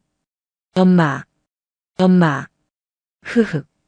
그래, 엄마 여깄어. 미안하다. 엄마가 너무 늦게 와서. 정말 미안하다, 아들. 그녀는 아들의 찢어진 입가를 닦아주며 자신의 정장 재킷을 벗어 아들의 몸을 감쌌다. 평생 군복만 입어왔던 그녀의 어깨가 합참의장의 별이 아닌 어미의 슬픔으로 가늘게 떨리고 있었다. 그 순간이었다. 멀리서 하지만 아주 빠르게 두두두두두두두 하늘을 찢는 괴음이 들려오기 시작했다. 한 대가 아니었다. 양구의 겨울 하늘을 뒤덮을 듯한 최소 서너 대의 거대한 헬기 프로펠러 소리였다. 조규철 중사는 창밖을 바라보았다. 사령부의 지휘 헬기, 군단장의 지휘 헬기, 그리고 사단장의 지휘 헬기 편대가 면회실 앞 연병장을 향해 미친 듯이 하강하고 있었다. 전화를 끊은 지 정확히 25분 만이었다. 대한민국 육군 최전방을 책임지는 야전 사령관, 군단장, 사단장이 그들의 모든 것을 걸고 합참의장의 분노를 잠재우기 위해 날아오고 있었다.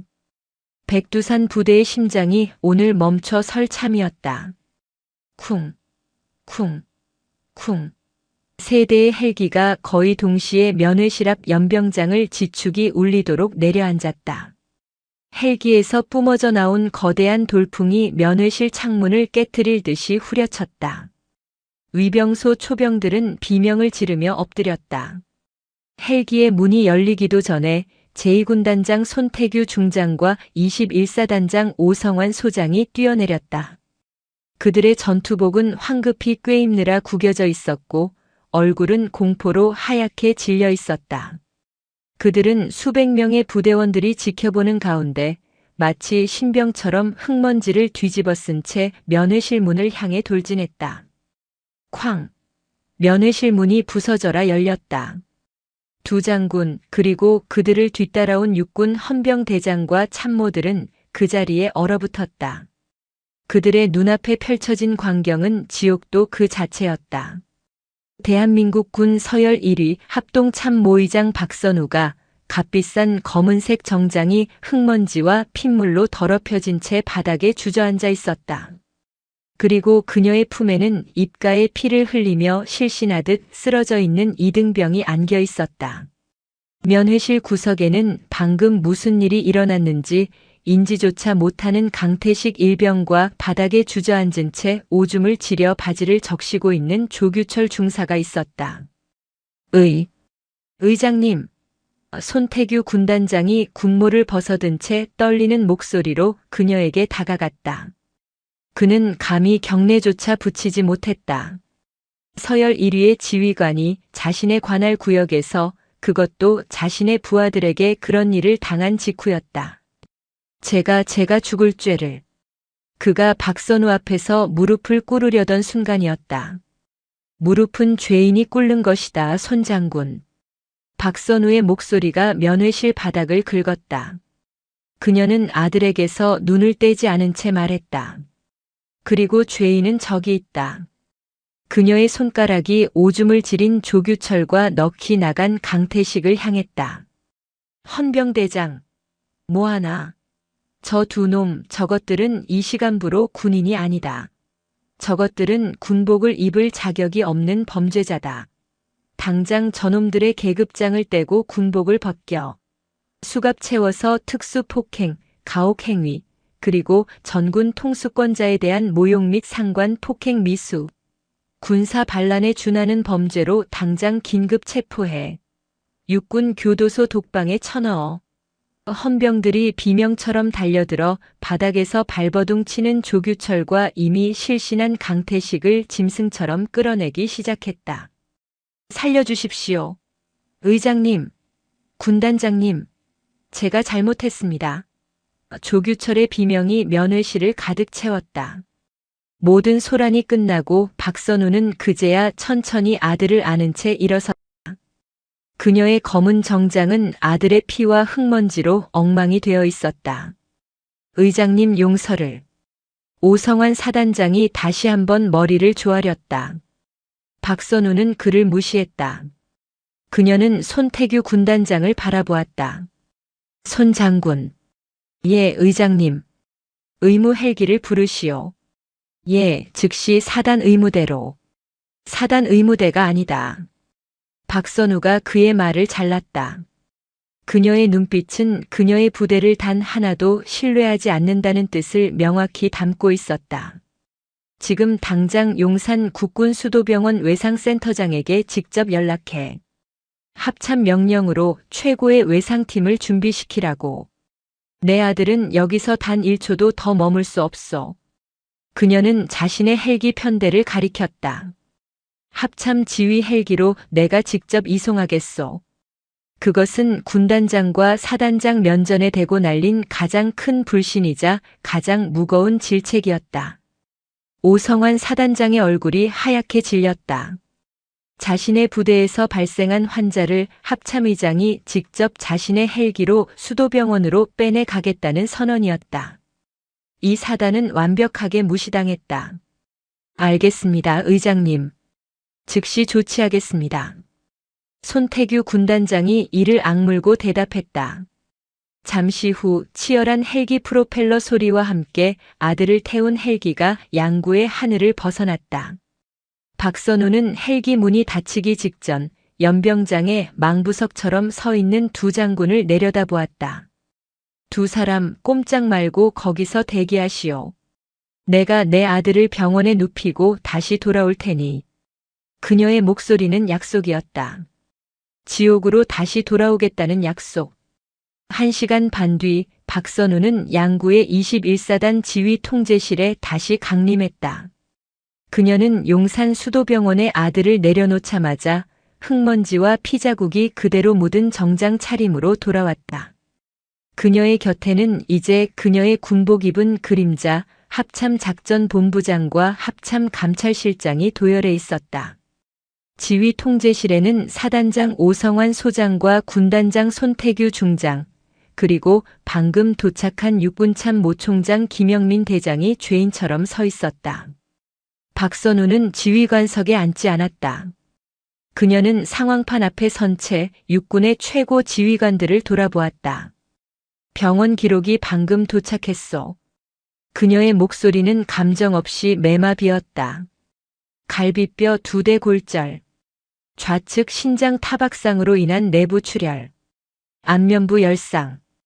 그리고 그녀는 차마 다음 말을 잇지 못하다가 눈을 감고 내뱉었다. 몸 전체에서 발견된 시기가 다른 수십 개의 피하 출혈. 즉 상습적인 폭행의 흔적이 발견되었소. 김영민 총장의 주먹이 부들부들 떨렸다. 김 총장. 예, 의장님. 이건 실수가 아니요. 이건 사고가 아니야. 이건 이 부대의 만연한 관습이요. 오 사단장, 자네는 어미가 보는 앞에서 아들을 짓밟을 만큼 편안하게 폭력을 저지를 수 있는 그 관습을 그동안 뭘 하고 있었나? 의장님 죄송합니다. 제가 지휘 책임을. 책임? 박선우가 차갑게 웃었다. 자네가 지금 그 책임이라는 단어를 입에 올릴 자격이 있나? 내가 오늘 여기 오지 않았다면, 내 아들이 합참의장 아들이 아니었다면 내 아들은 저기서 맞아 죽었을지도 모르고 자네는 그걸 부대 부적응 병사의 불의의 사고 따위로 보고했겠지. 아닙니다. 의장님 억울합니다. 억울해? 그럼 증명해 보시오.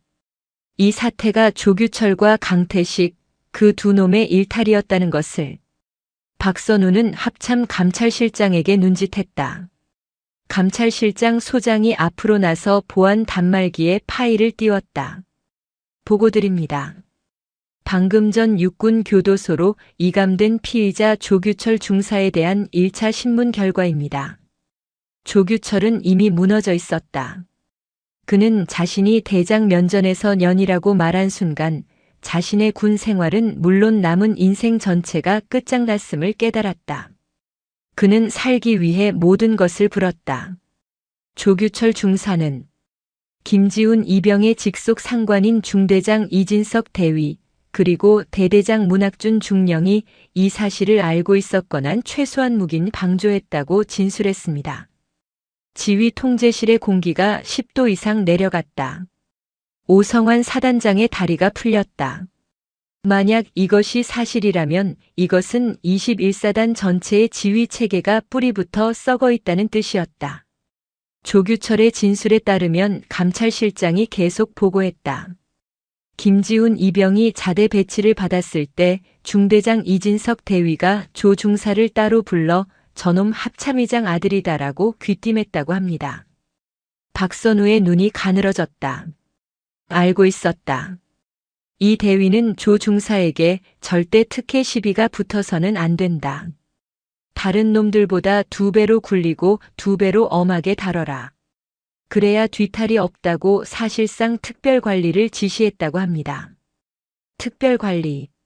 박선우의 입에서 신음 같은 소리가 새어나왔다. 조 중사는 이것을 상관의 승인으로 받아들였고 강태식 일병을 사주하여 김이병을 조직적으로 괴롭히기 시작했습니다. 그는 이 모든 행위가 부대 기강을 위한 필요하기자 중대장과 대대장의 비호 아래 이루어지고 있다고 굳게 믿고 있었습니다. 보고가 끝났다. 박선우는 아무 말도 하지 않았다. 그녀는 그저 상황판에 떠있는 양구의 지도를 바라보고 있었다. 그녀의 분노는 이미 그 임계점을 넘어섰다. 남은 것은 차가운 결단뿐이었다. 김 총장, 손 군단장, 오 사단장. 그녀가 3명의 육군 최고 지휘관을 불렀다. 예, 의장님.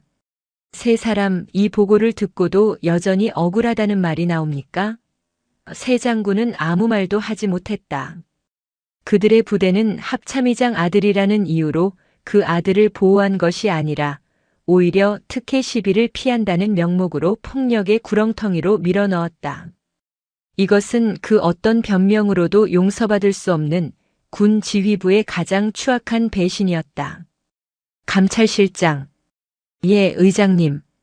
이 시간부로 합참 감찰실은 제21보 병사단 전체에 대한 무기한 특별 지휘 감찰에 돌입한다. 사단장의 지휘권을 정지시키고 모든 정보 접근 권한을 감찰실로 이관한다. 알겠습니다. 이것은 사실상의 쿠데타였다.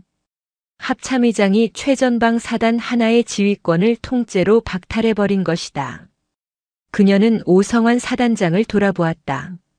지금 당장 그 오만하고 무능한 중대장 이진석 대위, 그리고 그자의 대대장 문학준 중령을 이 자리로 끌고 오시오. 그녀의 목소리는 조용했지만 그 안에 담긴 분노는 백령도의 파도보다 거칠었다. 내가 직접 저들의 주둥이로 저들의 백두산 부대 정신이 무엇인지 들어봐야겠소. 지휘 통제실의 육중한 강철 문이 열렸다. 먼저 들어온 것은 중대장 이진석 대위였다. 그의 얼굴은 사색이 되어 있었고 빳빳하게 다려 입은 전투복은 땀으로 축축하게 젖어 있었다. 그 뒤를 이어 대대장 문학준 중령이 굳은 표정으로 들어섰다. 그는 애써 태연한 척하려 했지만 미세하게 떨리는 턱의 근육을 감추지 못했다. 두 장교는 방 안의 도열한 대한민국 군의 정점들을 보고 숨이 멎었다. 그들은 자신들의 군 생활 전체를 통틀어 본 별들을 지금 이 자리에서 한꺼번에 마주하고 있었다. 그리고 그 모든 별들이 오직 두 사람 자신들을 꿰뚫어 볼 듯이 노려보고 있었다. 성, 대대장 중령 문학준, 중대장 대위 이진석, 의장님께 대하여. 됐다. 박선우가 그들의 요란한 경례를 손짓으로 막았다. 그녀는 상황판 앞에서 돌아섰다. 그녀의 피 묻은 정장이 그 어떤 장군의 군복보다 더 위압적이었다. 이진석 대위. 예, 의장님. 자네가 내 아들 김지훈 이병의 중대장인가? 예, 그렇습니다. 조규철 중사에게 특별 관리를 지시했나? 특혜 시비가 붙지 않게 남들보다 2배로 굴리라고. 이진석 대위의 눈동자가 지진이라도 난 듯 흔들렸다. 그는 조규철이 그렇게 빨리 모든 것을 풀어버렸을 줄은 상상도 못했다. 그것은 의장님 오해십니다. 저는 그런 폭력을 지시한 것이 아니라 그저 해병. 아니 해병으로서 뭐. 박선우가 그의 앞으로 한 걸음 다가섰다. 해병으로서 갓 자대에 배치된 아직 모든 것이 서툰 이등병을 선임들의 폭력에 노출시키는 것이 자네의 지휘 방침인가? 아닙니다. 하지만 김지훈 이병은 솔직히 말씀드려서 다른 병사들과는 좀 달랐습니다. 체력도 약하고 내성적이고 이런 인원이 특혜를 받는다는 소문이 돌면 부대 전체의 사기가. 사기? 박선우의 입에서 얼음 같은 웃음이 터져 나왔다. 내 놈이 말하는 그 사기가 한 병사를 짓밟아서 유지되는 것이라면 그런 백두산 부대는 당장 해체하는 게 맞아. 내 놈은 지휘관이 아니야. 넌 그저 내 안위가 걱정되어 병사 하나를 늑대 소굴에 제물로 던져 넣은 비겁한 겁쟁이에 불과해. 의장님. 이진석이 절박하게 외쳤다. 그때 대대장 문학준 중령이 끼어들었다. 의장님, 이 대위의 말에도 일리가 있습니다. 저희 최전방 부대는 닥쳐라 문중령. 박선우의 목소리가 벼락처럼 내리쳤다. 내 놈은 중대장의 그 어리석은 판단을 바로잡아야 할 대대장이었어. 그런데 넌 뭘 했나? 조규철의 진술에 따르면 넌 이 모든 특별 관리를 보고받고도 묵인했더군. 그것은 중대장의 지휘 권한을 존중. 박선우는 문학준 중령의 바로 눈앞까지 다가섰다. 대장의 위압감이 중령의 숨통을 옥죄었다. 내 아들의 갈비뼈가 부러지는 순간에도 내 놈은 중대장의 권한을 존중하고 있었나? 조규철이 내 면전에서 뭐하는 년이라고 짓거리는 순간에도 내 놈은 그자의 사기를 존중하고 있었냐 말이다. 내 놈들은 지휘관이 아니야. 공범이다. 아니, 주범이다. 박선우는 두 사람에게서 돌아섰다. 그녀는 육군 참모총장 김영민 대장을 바라보았다. 김 총장. 예, 의장님. 이 두 사람 이 시간부로 보직 해임하시오. 문학준과 이진석의 눈이 절망으로 커졌다. 보직 해임. 그것은 군인에게 내려지는 사회적 사망 선고였다. 합참 감찰실은 이 두 자를 즉시 직무유기 및 가혹 행위 방조 혐의로 입건하고 군 검찰로 이송하시오. 나는 내일 아침 대통령께 이 두 자의 군복을 벗기는 것을 공식 건의할 것이요. 의장님, 안 됩니다. 제발 한 번만 기회를. 두 장교가 비명을 지르며 매달리려 했지만 양옆을 지키고 있던 합참 헌병들이 그들의 입을 막고 팔을 꺾어 지휘 통제실 밖으로 끌어냈다. 다음 날 아침 서울 용산 국방부 합동청사.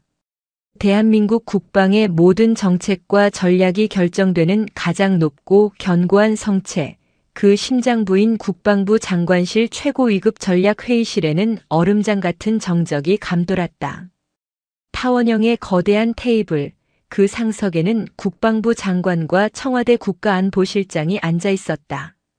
그리고 그들 옆으로 육해공군 참모총장들이 굳은 얼굴로 배석해 있었다. 그리고 그들 맞은편 피고인석처럼 보이는 자리에 육군 참모총장 김영민 대장이 홀로 앉아 있었다. 오늘 이 자리는 박선우 의장의 사적 복수를 질책하는 자리가 아니었다.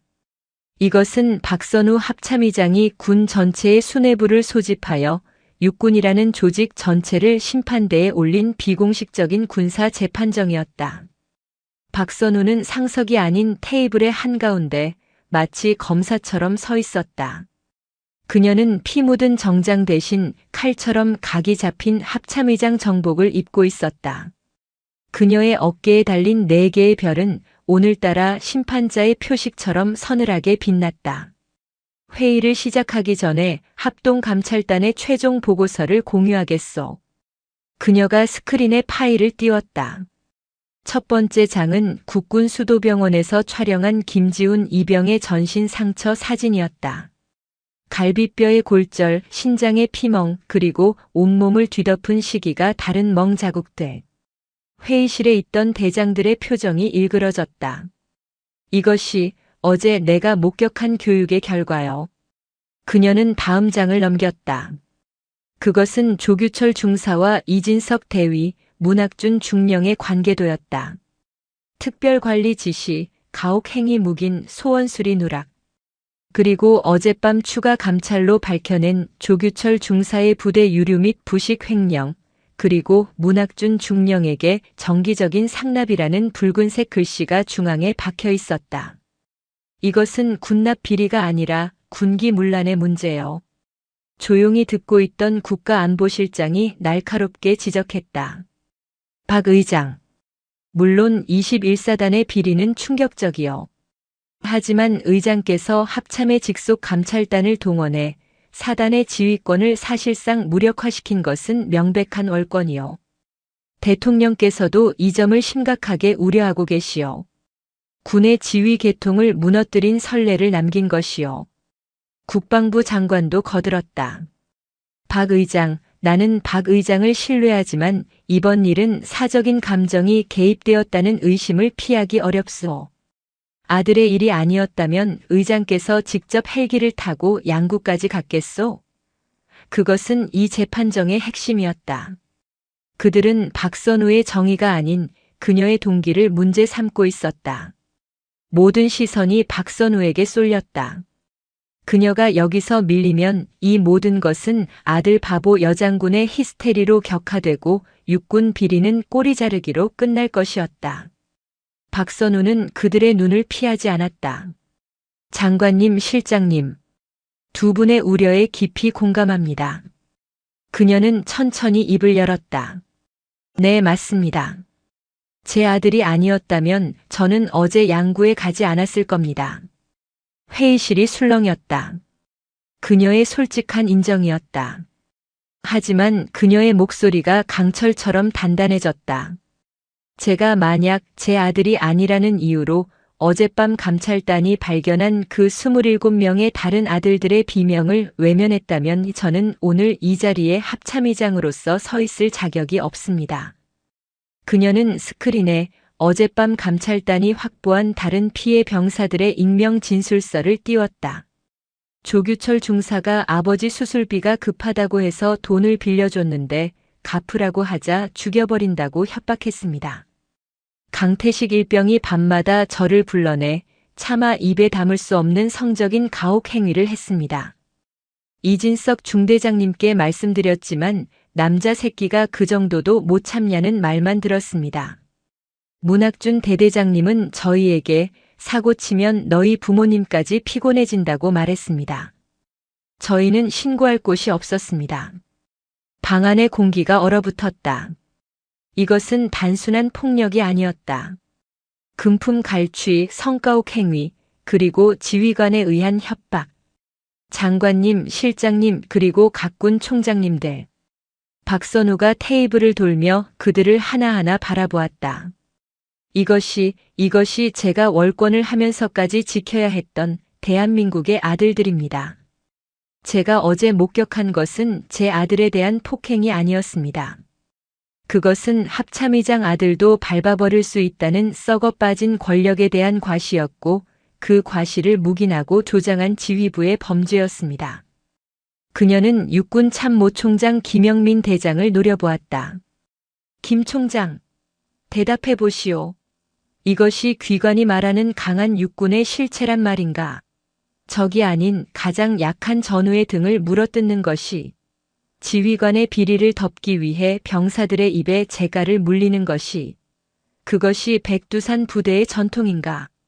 김영민 대장은 거대한 체구에도 불구하고 박선우의 분노 앞에서 초라하게 고개를 숙였다. 아닙니다. 죄송합니다. 제가 육군을 잘못 이끌었습니다. 모든 것은 저의 책임입니다. 그것은 대장의 완벽한 항복 선언이었다. 박선우는 다시 국방부 장관과 안보실장을 바라보았다. 저는 어제 제 아들에게 엄마가 합참의장이라서 미안하다고 말했습니다. 그녀의 목소리가 미세하게 떨렸다. 제 지위가 제 아들을 지키는 방패가 아니라 오히려 관역을 그린 표적이 되었기 때문입니다. 하지만 오늘 이 자리에서만큼은 분명히 말씀드립니다. 그녀는 테이블을 주먹으로 내리쳤다. 제 아들이 겪은 그 고통을 이 나라 그 어떤 부모도 그 어떤 아들도 다시는 겪게 하지 않기 위해서라면 저는 월권이 아니라 그 이상의 것도 할 것입니다. 그것이 대통령께서 저에게 이 4개의 별을 달아주신 진짜 이유라고 믿기 때문입니다. 이것은 제 사적 복수가 아닙니다. 이것은 군 서열 1위로서의 공적 책무입니다. 회의실은 완벽한 침묵에 휩싸였다. 그녀의 논리는 완벽했다. 그녀는 자신의 가장 큰 약점이었던 어머니라는 감정을 그 누구도 반박할 수 없는 정의와 책무로 승화시켰다. 그날 오후 국방부 합동 브리핑실. 대한민국을 뒤흔든 양구 백두산 부대 게이트에 대한 공식 발표가 있었다. 국방부 장관과 합참의장 박선우, 그리고 육군 참모총장 김영민이 나란히 섰다. 스포트라이트가 터지는 가운데 육군 참모총장 김영민 대장이 마이크 앞에 섰다. 그는 자신의 대장 모자를 벗어 연단 위에 올려놓았다. 존경하는 국민 여러분. 육군 참모총장 대장 김영민입니다. 그는 90도로 허리를 숙여 사죄했다. 저는 오늘 국민 여러분과 그리고 한 명의 병사와 그 가족분께 씻을 수 없는 죄를 지은 육군을 대신하여 이 자리에 섰습니다. 그는 양구 21사단에서 벌어진 모든 비리, 즉 김지훈 이병에 대한 상습 폭행과 가혹 행위, 지휘관들의 조직적인 은폐, 그리고 대대장의 군납 비리와 상납까지 단 하나도 숨기지 않고 모든 것을 밝혔다. 이것은 일부 병사의 일탈이 아닌 썩어 빠진 지휘관들의 묵인과 방조 그리고 부패가 낳은 육군 전체의 치욕입니다.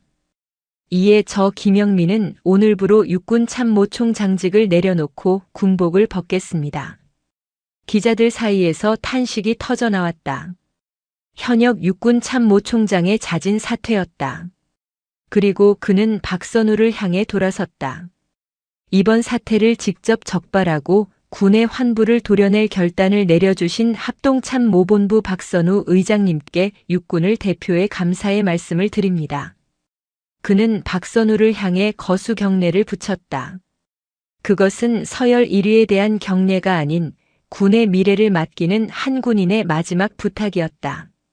모든 스포트라이트가 박선우에게 향했다. 그녀는 마이크 앞으로 나섰다. 합참의장 박선우입니다. 그녀의 목소리는 담담했다. 국민 여러분께 심려를 끼쳐드려 송구합니다. 군은 뼈를 깎는 자정 노력을 시작하겠습니다. 하지만 그녀는 김영민 총장을 바라보았다. 김 총장의 사의는 반려합니다. 모두가 놀랐다. 김 총장의 눈이 커졌다. 죄를 지은 자는 벌을 받아야 마땅합니다. 하지만 자신이 더럽힌 것을 자신의 손으로 직접 치우는 것 또한 군인의 마지막 책임입니다.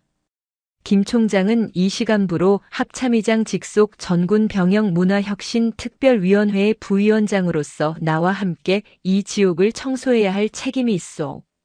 도망칠 생각 마시오. 그것은 사퇴보다 더 무거운 형벌이자 마지막 기회였다. 그날 저녁 이번 사태의 주범들에 대한 처벌이 발표되었다. 강태식 일병, 조규철 중사, 상관 면전 모욕 및 폭행, 특수 가혹 행위, 군용물 횡령 등 군 형법상 최고 형량이 적용되어 군사재판에 회부. 남은 인생을 군 교도소에서 보내게 될 것이 확실시되었다. 이진석 대위, 문학준 중령. 즉시 파면. 군복을 벗는 것은 물론 모든 연금과 명예가 박탈되었으며 직권 남용, 직무유기, 횡령 공모 혐의로 민간 법원에 이첩되어 구속 수감되었다. 오성환 소장, 손태규 중장. 지휘 책임을 물어 즉각 보직 해임되었으며 불명예 강제 전역 조치되었다. 두 장군의 군 생활은 가장 치욕적인 방식으로 끝났다. 한 달 후 국군 수도병원 재활병동. 김지우는 창가에 앉아 스케치북에 그림을 그리고 있었다. 그의 몸에는 아직 흉터가 남았지만 얼굴에는 혈색이 돌아왔다. 공포에 질렸던 눈빛은 사라지고 20살 청년의 차분함이 자리 잡고 있었다. 그는 의병 전역 판정을 받았다. 몸의 상처보다 그날의 끔찍한 기억으로 인한 외상 후 스트레스 장애가 더 심각했다. 병실 문이 열리고 사복 차림의 박선우가 들어왔다. 그녀는 합참의장이 아니라 주말을 맞아 아들을 보러 온 어머니의 얼굴을 하고 있었다. 왔어요? 지훈이 밝게 웃었다. 그래, 오늘은 밥 좀 먹었어? 그럼요. 이젠 죽 말고 밥 먹어요. 박선우는 아들 곁에 앉아 아들이 그리고 있는 그림을 바라보았다. 그것은 어두운 겨울의 철책선이었다. 하지만 날카로운 철조망 사이로 아주 작고 연약하지만 새하얀 눈 속에서 새싹 하나가 굳건하게 피어오르고 있었다. 멋진 그림이네. 그냥 요즘 계속 이 생각이 나서요. 지우는 그림에서 눈을 떼지 않고 말했다. 그날 면회실에서 무서웠어요. 엄마가 합참의장이라는 게 원망스러웠어요. 나 때문에 엄마가 곤란해질까봐. 엄마 이름에 먹칠할까봐. 그게 맞는 것보다 더 무서웠어요. 지훈아. 그런데 엄마가 헬기 타고 다시 돌아왔을 때, 그리고 오늘 뉴스에서 다른 피해자들 이야기가 나올 때 깨달았어요. 지훈이 고개를 돌려 어머니의 눈을 바라보았다. 엄마는 나 하나 구하러 온 게 아니었구나. 엄마는 그날 나한테만 온 게 아니라 그 부대에 갇혀있던 다른 27명한테도 같이 온 거였어요. 박선우는 아무 말도 하지 못했다. 그저 아들의 손을 꽉 잡았다.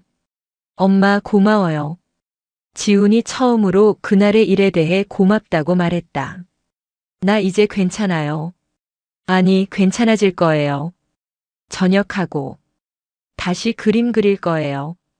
그리고 그는 자신의 그림을 가리켰다.